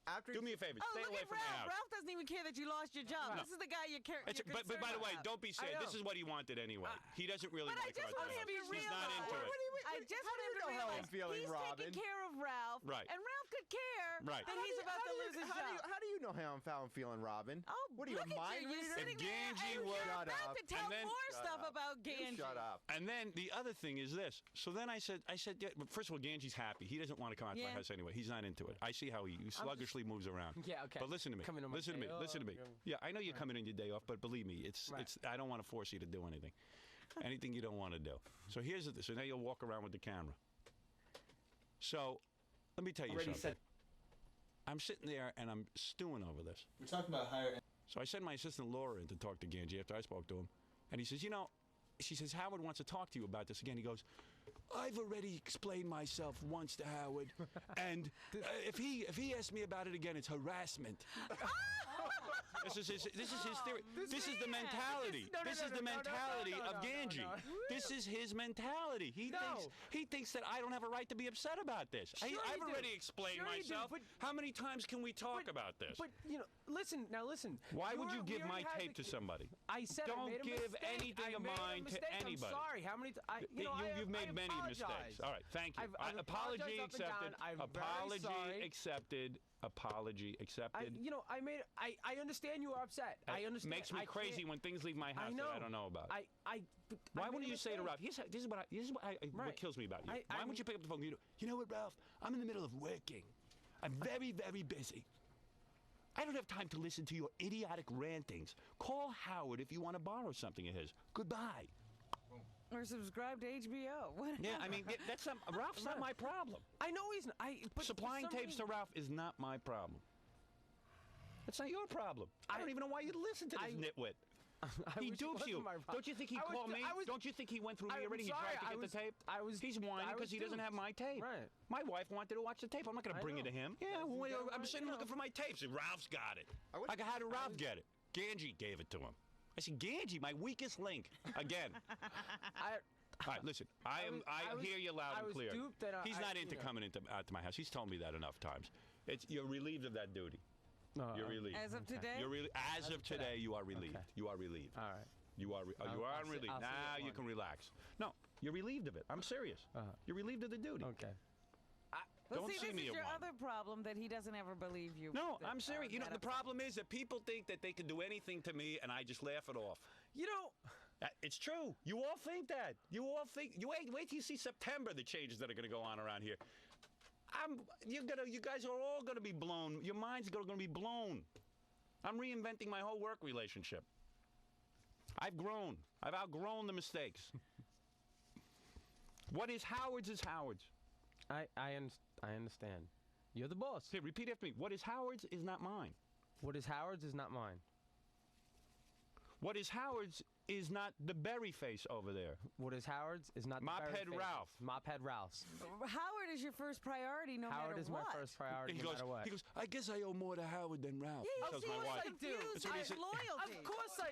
What is And that's wrong what they do. If I made a mistake. No. I was stupid. I was under the Ganji, assumption wrong answer. I guess I owe more to Howard. No. I It's said- not your tape. I You said do it. Howard- You don't owe me anything. What is this with you were duped? How did I dupe you? Let's clear Ralph, that up. you had told me that this was the arrangement you had made with Howard.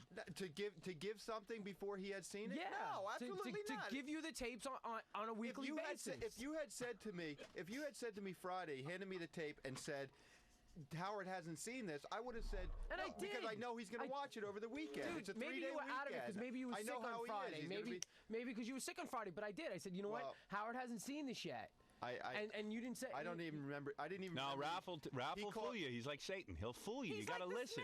He's a snake. He got to get it. He's involved in my business all the time. See it. I didn't even see the show, so I don't know. Good.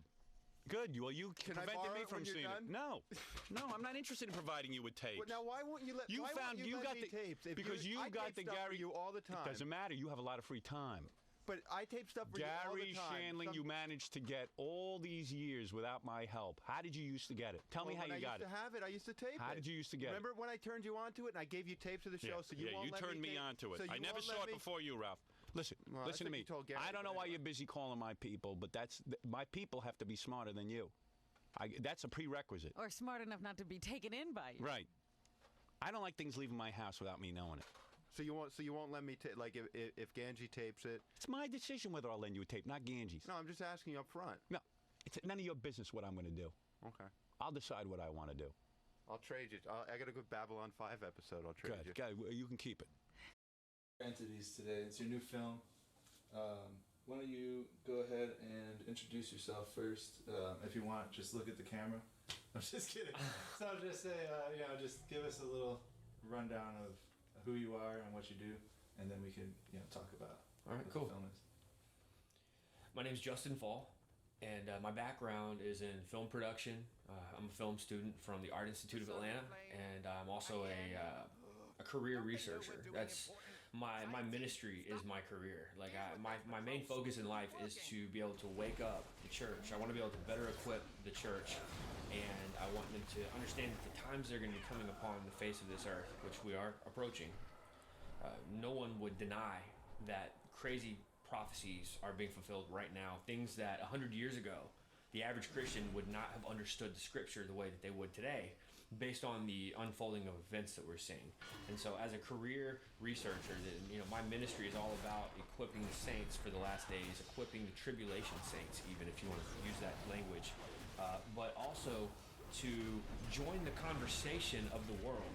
I think that Christians need to be able to join the conversation about the paranormal, about the crazy topics. We need to join that conversation and give a biblical answer that will cause the world to want to draw near unto Christ. I think what's happening is people are having experiences, and this is so major when you consider that an experience, one simple experience in an individual's life, can change the course of their life. I mean, they have one supernatural experience, and it can change everything. And so as a Christian, we see what the Bible teaches, but the world doesn't have that foundation. And so when they have a supernatural or a paranormal experience, they're now going to go down a different direction, and I believe it's a toxic direction. So much that people are having these experiences and they're wanting to get answers, and so they're getting the wrong answers from the wrong people, and they're now wanting to communicate with said entities. You know, the UFOs. I heard a story just the other day. A dear friend of mine had a family member living in Hawaii, and his whole religion was not anything written in a book. His religion was based on his experience, and his experience was to walk out on the beach, sometimes using psychedelics, and he would just stand with his feet in the water in Hawaii, and he would be communicated with by alien entities. And the friend of mine who told me the story, he's a born again Christian. He's firm in his faith. He's very much awake to the deceptions of the enemy. But he shared this with me, and he said that these experiences have changed this man's life because you can't tell him A, that those experiences weren't real, or B, that those experiences were evil. This is what's happening in the church today with the hyper-charismatic movement. They are having experiences, and they're told that this is the Holy Spirit. Wow. What do you think it is? I believe that we are entertaining all types of spirits around us. If you could just see into the spirit realm, even in the most public place, at the shopping mall, at the restaurant, if you could just peer behind the veil, I personally believe you would see all types of spirits, and they're all operating, differently. A familiar spirit is familiar with the person that it's going after. They know where you eat, where you sleep, where you live. And as a Christian, those familiar spirits are going to want to come towards you and to tempt you where they can. I made a statement on the SGT report recently that spiritual warfare is changing. It looks different now than it might have looked 50 years ago. And it even changes in my life. From my first year of being a Christian, the attacks were different. They looked different. The demons were hitting me in a different place than they're trying to hit me now, having been walking with the Lord since I was 21. I'm almost 37 now. And so the attacks are different. They look different. They feel different. And they are, I don't want to use New Age language, but it's almost like they're on a different frequency. So do you believe that they're, the other side is adapting to the modern consciousness of people, that how everybody's changing and with technology and smartphones? Do you think that they're using that? I think they're using that, but I think it's more on a personal level. So, for instance, the things that you were weaker with as a baby Christian, it was easier to get tempted to give into this sin or that sin as a baby Christian. But as you grow, the Bible talks about this process called sanctification. And in the sanctification process, you get stronger, and it's not anything you're doing. It's actually the work of God. It's His sovereign work in your life to sanctify you. He bears fruit in our lives. Now, when I think about that, I think about how we get stronger in the Lord, and our faith gets stronger. We're closer to Him. We're being sanctified. And so the things that used to trip us up in the past, we are no longer getting tripped up by. And so the enemy has to change his tactics because he knows that he's not going to get me with the same temptations that I had as a baby Christian. So he now tries to hit me in a different place. Wow. Is this kind of why you decided to make the film Higher Entities? Higher Entities, it's a film that deals with a very much political, paranormal conspiracy. Yes and no. I mean, we made Higher Entities for a lot of different reasons. The timing of Higher Entities could not have been better because we're dealing with a film that digs deep into these areas of government alien entity connections. Now, why is that important? Because we're living in a time where we understand that the Antichrist is coming on the face of the earth. There will be an Antichrist. And we know that he has fallen angels that are going to be working with him. He's going to have a demonic army. He's going to have all types of lying signs and wonders. The Bible talks about these lying signs and wonders. And if it were possible, the elect would be deceived by his cunning. So it's very interesting that we see this. Now, granted, I want to make a very quick statement here, if I can. A lot of people misuse that passage about the elect being deceived. The elect are deceived in everyday life. As a Christian, we get deceived. I get deceived sometimes. We can all be deceived as Christians, but that passage is referring to a specific time, specific place, dealing with your salvation versus the Antichrist. Now, when you consider that passage, if it were possible, that's how deceptive the Antichrist is going to be. He's going to be so deceptive that if it were possible, the elect would be deceived. Now, that's dealing with their salvation. At that time, the true elect of God who are filled with the Holy Spirit will not be deceived by him, to the degree of their salvation. Now, they might be deceived by the Antichrist politically, following after whatever it is he's pushing and selling, but there will come a time where their salvation is on the line, and no, they will not be deceived according to Scripture. So do you see this as like the end times event? Aliens coming down, declaring to be saviors of humanity, saying there's a cataclysm coming and we can save you, but you have to take the mark of the beast or something like that?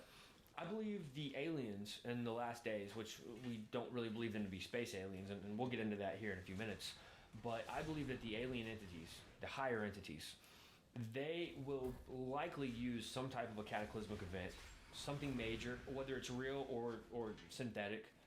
We know about Project Bluebeam. We know about technology where they can project an image in the sky. They could simulate a false rapture, and the news could be used. I say we, my team that I work with, Westfall, Chad Riley, Fourth Watch Films, Ball Brothers Productions, we don't believe in a pre-trib rapture. And I want to lay this out there very clearly. The deception surrounding a pre-trib rapture, I believe, will be used in this alien deception. They can synthesize a fake rapture. The news could promote it. Nobody could disprove it because all the channels of media are going to be promoting this idea, and they're going to have crisis actors, they're going to have footage, they're going to have possibly CG being mixed in with real video. We don't know how that's going to go down, but there could be a fake rapture event where they stage it so that people who are not firmly rooted in Christ, maybe people who have heard the gospel, they've received the gospel, they think they're saved, but they're not really saved. There's no fruit in their life, there's no root that's taking place. Those people will fall away thinking that they've missed the rapture. That's scary stuff, man. Is that maybe what Jesus was talking about when he said, many will come to me on that day saying, Lord, Lord, and I'll say, back away from me, I never knew you? No, Jesus said that there's coming a time where they're going to say to him, Lord, Lord, I did all this good stuff in your name. The thing that gets my attention there is that he mentioned some specifics, like casting out demons in your name. I mean, there's a major denomination right now that they make their big deal on casting out demons. There's a couple of them, actually. There's going to be people that think they're operating in spiritual gifts, yet Jesus is going to say, I never knew you. But what we're talking about with this alien idea, the aliens are going to be giving different types of experiences to people. This is what people have to understand. The experiences have to be tested with Scripture. Because otherwise we're going to accept them because they're supernatural experiences, whether it's a supernatural healing, whether it's some type of a prophetic event where they speak a word of knowledge or they know something about your history, whatever it may be. The aliens could have a cure for cancer. The aliens. These higher entities are coming from a different place than us. They're not earthborn. The only ones that could be earthborn would be the demons, which came through the line of the Nephilim. And obviously that's a little bit of a different scenario. It ties in together. But with higher entities, we're dealing with, there is a group that we tracked in this film called the Collins Elite. Okay. And the idea was trying to answer the question, were there events in history where the American government was working with entities? That was kind of the beginning of this research. And if so, what happened? Can we validate this? What came of that? But also, were there factions in the government who stood up against these things? That was the premise of this film. And we started off by talking about a group known as the Collins Elite. Okay. Now, let's just go back in time. There was an event that took place back in the late 40s known as the Babylon Working Ritual. Now, this was a ritual that was carried out by Jack Parsons, JPL. People will even to this day say that JPL stands for Jack Parsons Laboratories, but on paper it's Jet Propulsion Laboratories. JPL is major. It's a historic, so much surrounding this, so much history here. Jack Parsons was not professionally trained, yet he was tapping into high technology and building rockets. How do you do that without any type of formal training? There were no rocket programs in America before Jack Parsons. This is paramount to understand. This guy was tapping into Theosophy, Thelema, the religion of Aleister Crowley. He was a disciple of Aleister Crowley, and he was working with L. Ron Hubbard, who was the founder of Scientology. Interestingly, not only did L. Ron Hubbard start Scientology, but he was a science fiction writer. The movie Battlefield Earth with John Travolta, well, that was written by L. Ron Hubbard. Interestingly also, John Travolta is a Scientologist, right? Now, I mention this because this is a man who writes science fiction, yet he started a religion based on science fiction. There has to be something in there where he's getting these clues and these ideas. He's getting these from another realm. So do you believe that the Babylon working ritual made contact with the other side, and then the people involved with the ritual received special knowledge that would go on to create rocketry and stuff like that, high technology that they would never have without? Absolutely. Babylon working was successful according to Jack Parsons. Matter of fact, Parsons said in his Antichrist Manifesto that they were successful and that a child was conceived in that act, and that there was a spirit known as Hilarion. The Whore of Babylon was what they were trying to bring about. They believed what we believe, and that America was the final Babylon. Like, this was the revived Babylon. They believed it, and they were occultists. We're Christians, and we believe it. There's evidence to back this up. But yes, let's backtrack just for a second. What happened was they opened up this portal. They created a rift, and entities began to come through. Not just this Whore of Babylon being birthed, but other entities, because people all over the place started having paranormal encounters, and they began to report this to law enforcement, report this to the FBI, report this to whatever agency they could get in touch with. And so the federal agencies said, we've got to come up with an answer for this. We were not prepared for any of this. There's UFO activity, there's talk of entities and demons and winged creatures and just all kinds of weird, just paranormal demonic activity following this ritual that Jack Parsons said finally worked. They did the ritual for a couple years. It finally worked, finally stuck. And that's what a scientist does. A scientist is going to work at something. He's going to work at that hypothesis until it's proven true or false. Now, finally, the researchers, the government puts together this group that says we're going to get answers to what exactly took place out there in the desert in California by Jack Parsons and L. Ron Hubbard. They go to Jack Parsons. And keep in mind, Jack Parsons is also working with the government. He's now been given, special privileges on things. So they go to him and they say, Jack, all of this stuff that's happening right now, did you do this? Did you do this? And he said, I think so. Now, shortly thereafter, Jack Parsons blows himself up in a lab. Accidental. It was not intentional. The occult belief was that whoever opened up the portal had to close the portal. Well, Jack Parsons is now dead. And the federal government is now having to understand and depict exactly to the public what's happening here.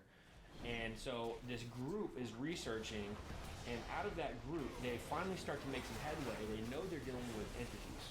And so in all of that, they begin to try to make contact with those entities, maybe for some help, maybe because they're trying to figure out how to close this thing, maybe they're trying to figure out how to undo what Jack Parsons did. So they go through satanic rituals to communicate, because that's the only method of communication that they know that works to contact these entities.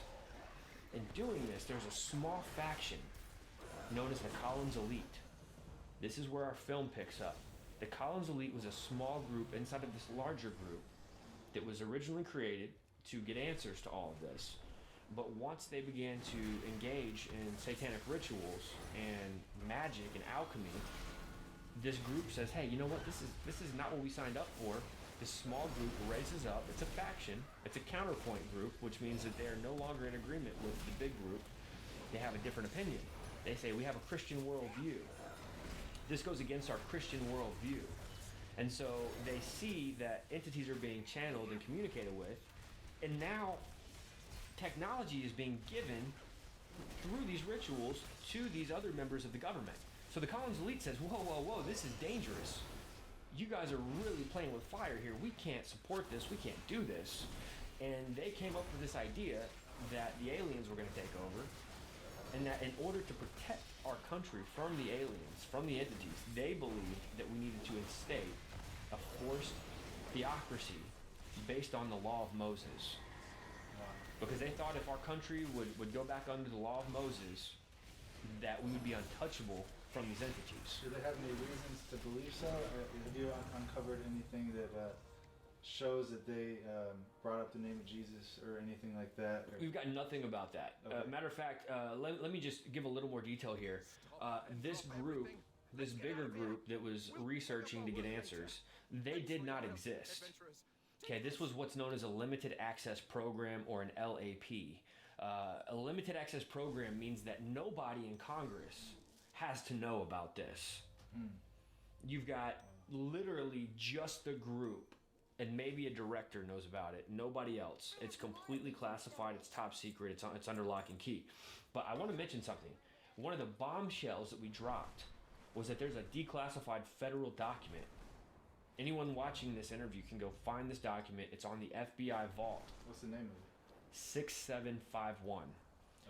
Document 6751, it's a document from the 40s. It was written by a prominent member of academia, and it was submitted to the FBI.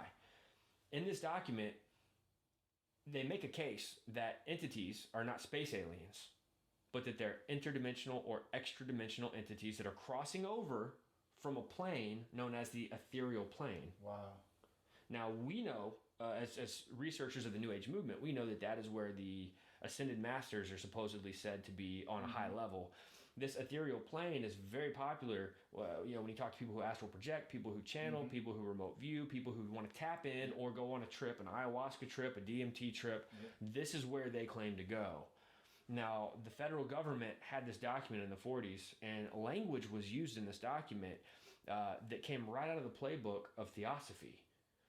Now, the guy that received this document, this is so crazy. The federal agent receives the document, and look, the FBI is constantly bombarded with phone calls and letters and emails, and they just can't deal with all of the propaganda from citizens. People make stuff up, and it's just it's nothing. It's crying wolf. So the FBI has to really be careful what they accept and what they don't.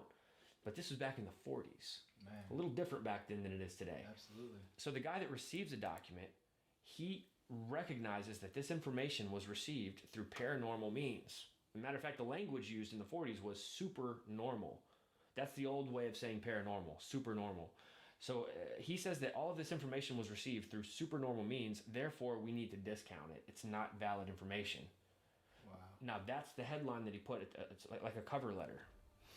If he really believed that, why did they classify the document? Why did they classify it and then forward it to all of these FBI prominent members at the highest level of security clearance? Why in the world would they classify it and lock it up if they didn't believe it? It wasn't until years later that they declassified document 6751. And I read this document and I'm thinking, okay, since the 40s, the federal government at the highest levels have known that these are not space aliens, that these are entities coming from another dimension. Since the 40s. Yet they've promoted an alien agenda. That's unbelievable. So, in your opinion, do you believe that these entities that they make contact with are the ones that are in document 6571? Are they fallen angels? Or specifically, biblically, how can we equate that to our worldview? 6751 does not give specific classifications of entities per se. For instance, when you talk to someone who has worked in a deep underground military base, which we have, we've interviewed people, they talk about different classes of entities. None of that is really mentioned in 6751. It's more so an overall summarization of what's going on. Now, there were some information about traveling through the dimensions. There's some very fascinating, tidbits in this document. And we don't really go too deep into the document other than referencing it in the film, because we had to go through, we've got over 300 declassified documents in our collection right now, all pertaining to aliens, UFOs, extrasensory perception, psychic activity that they're training people to operate in.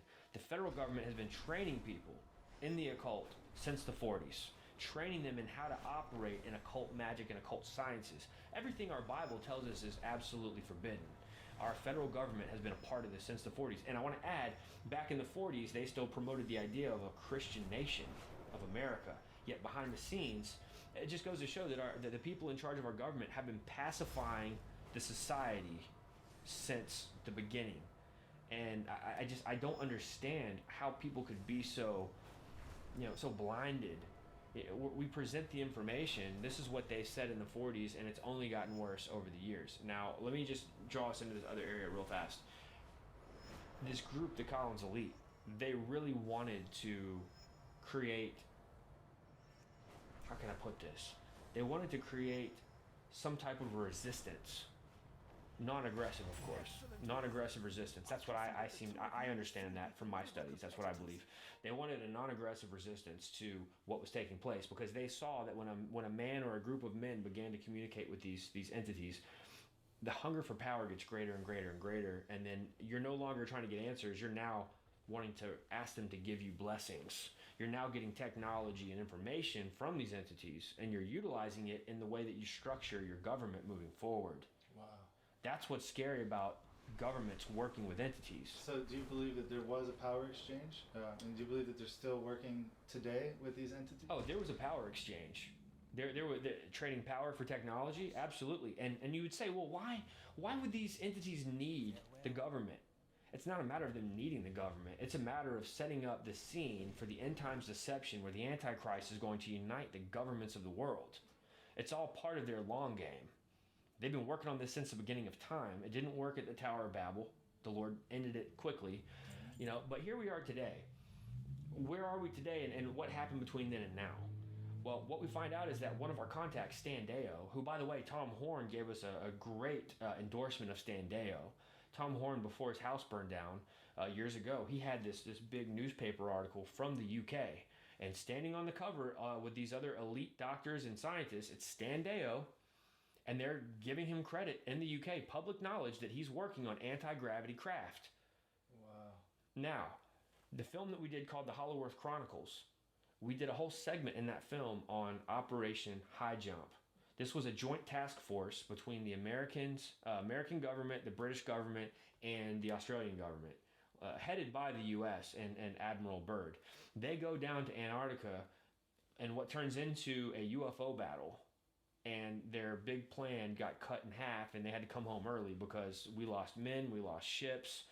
There's stories of UFOs coming up out of the water and just cutting ships in half with laser. I mean, just crazy stuff that you only see in movies.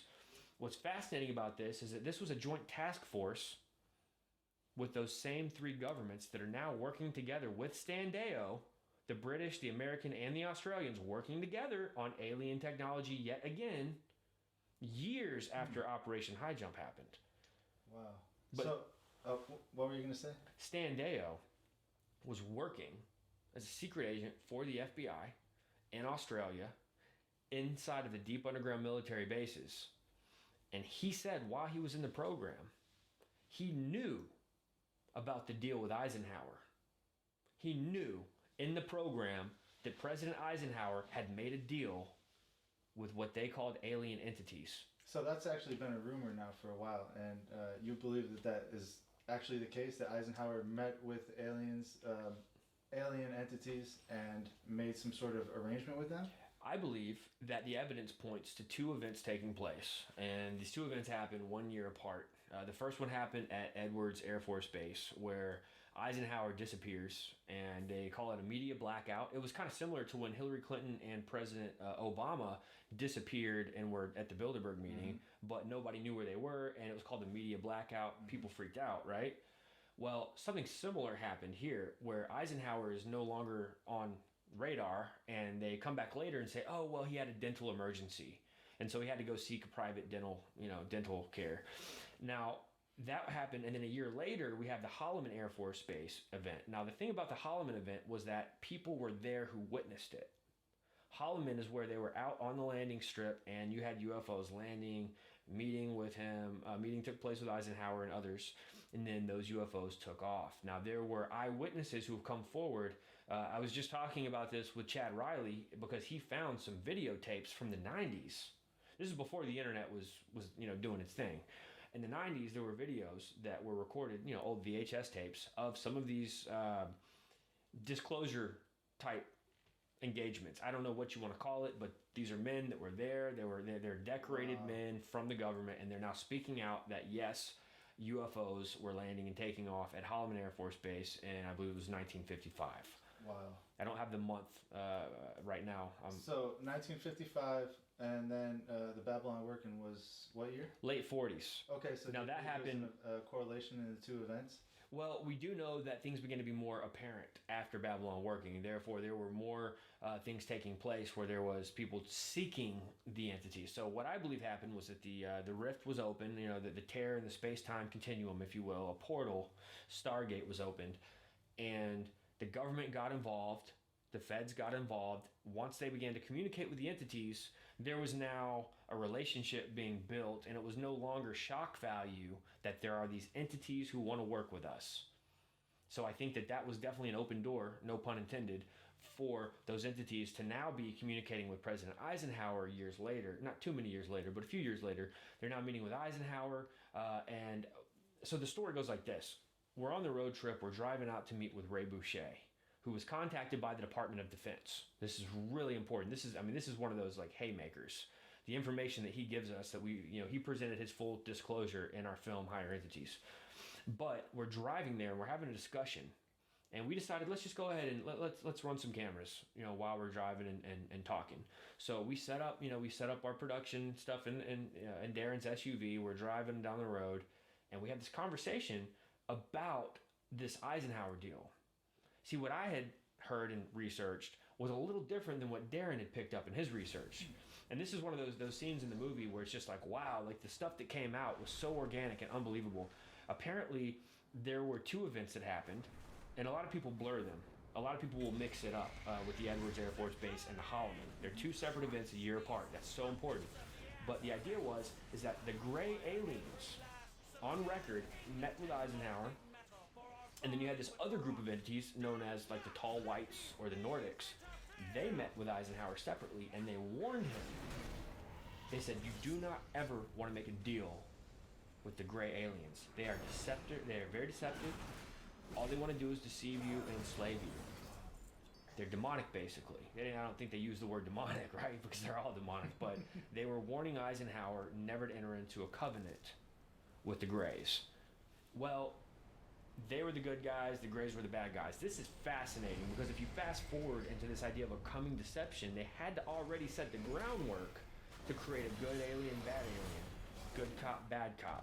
And that actually kind of fits along with the New Age belief of the Galactic Federation of Light. Right. The Light Workers. And they kind of all believe that there are these higher entities that want the best for humanity, and they are our saviors. But they call themselves the Galactic Federation of Light, or something like that. And they're like... That's the term, by the way. That is the term. Okay. And did they...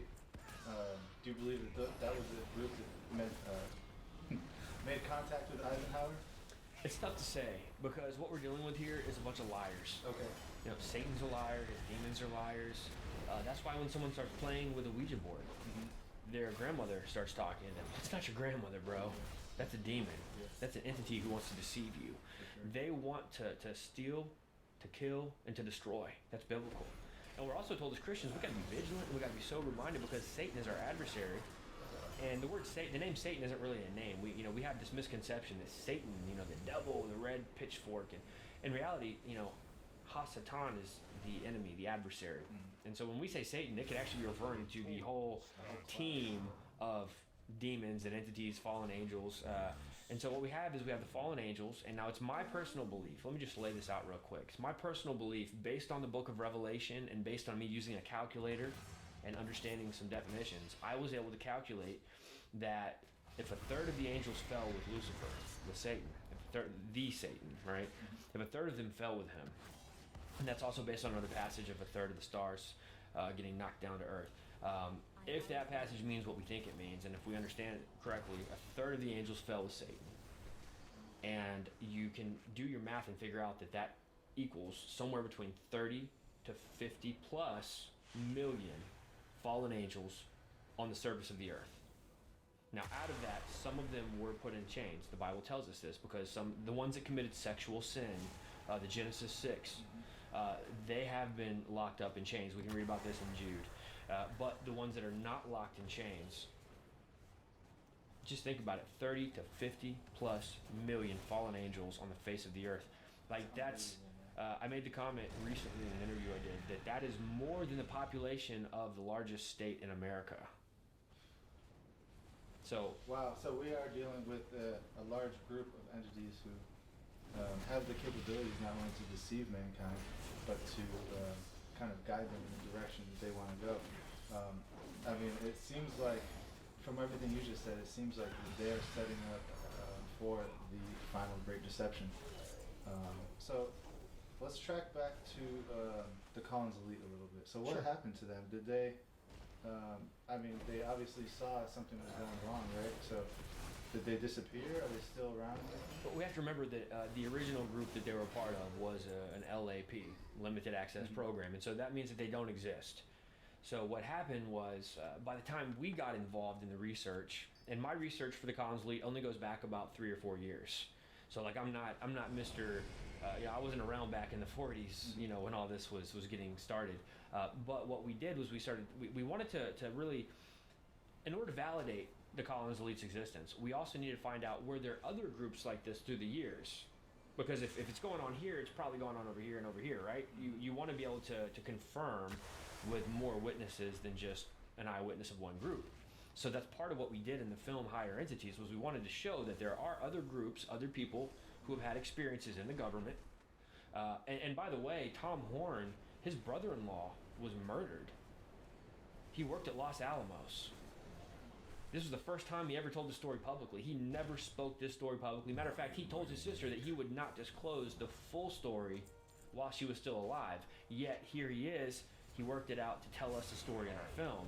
His brother-in-law worked for Los Alamos, and interestingly, he married Tom's sister, who had alien encounters from the time she was about 13 years old, as soon as she started entering into puberty. And there's something about a child entering into puberty that's attractive to the demonic world. I don't understand that 100%, but regardless, not only did she suffer alien visitations and paralysis as a child, her daughter, the next generation, when she entered into that age of puberty, she began to get attacked. And then her husband, this is where it gets crazy, he comes home one day. They start drinking, knocking back a few. One thing leads to another, which I found out a lot of times when people start drinking, they're able to pull things out of the recesses that they would never talk about. So many stories of alien abductions and demonic activity people are willing to talk about after they have a few drinks. Things that are in those deep recesses come out. Now, I'm not saying that to recommend or to I'm just saying that a lot of the stories we find out about in our research comes from one guy having a few drinks, and then it just starts coming out. Wow. It's like the filter's gone. Wow.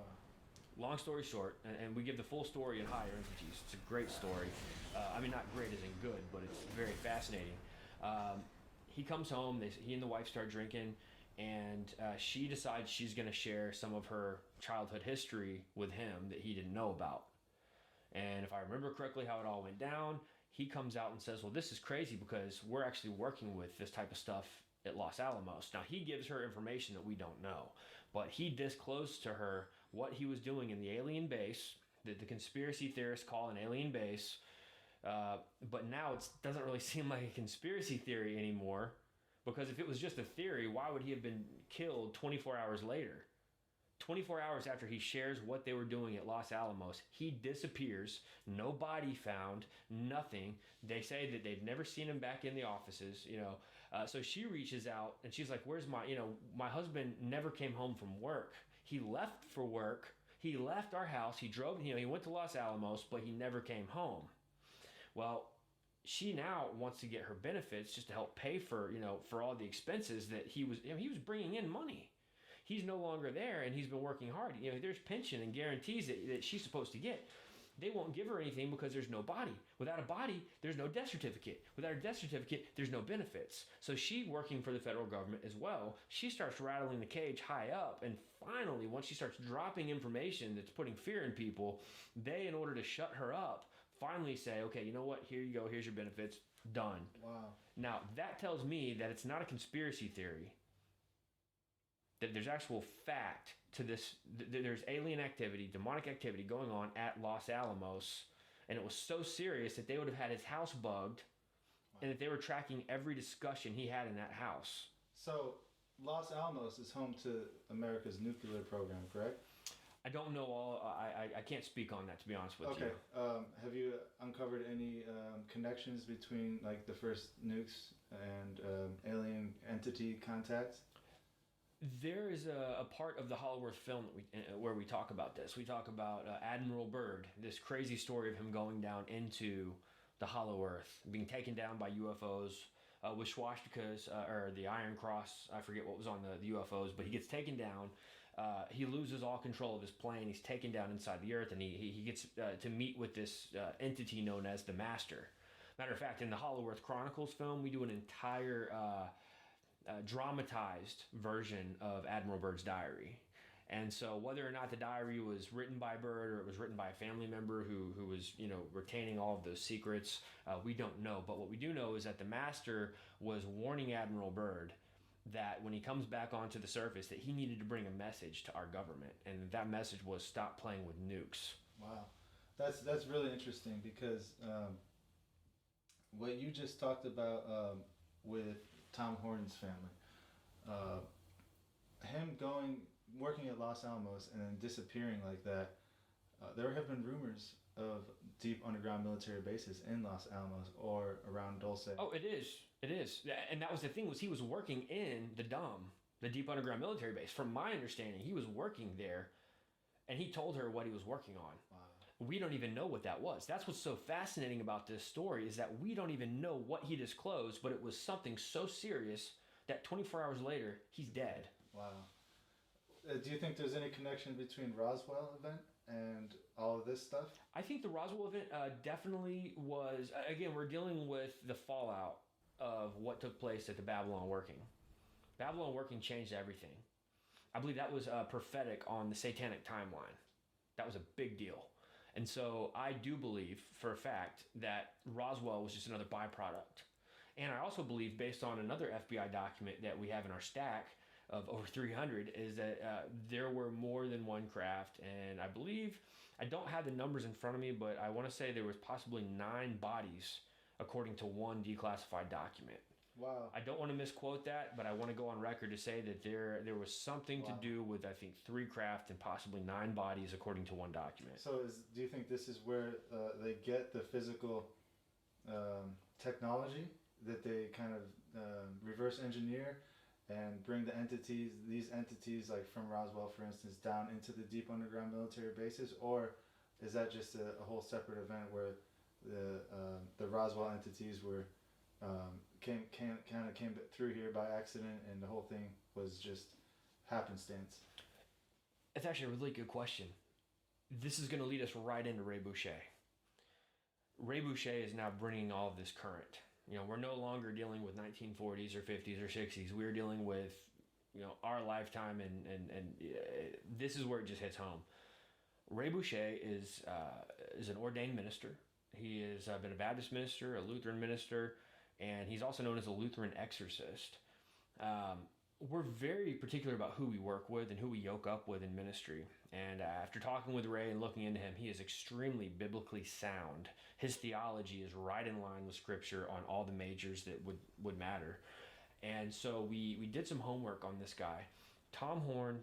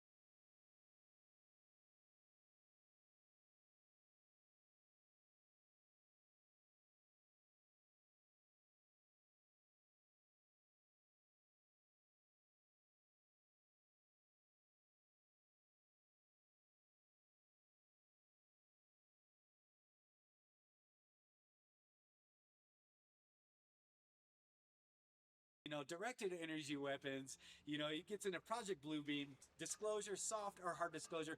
It's all interconnected to the spirit of the age. And so as we deconstruct the deception and we're built back up in the right identity in Christ alone, that's what comprises the warrior.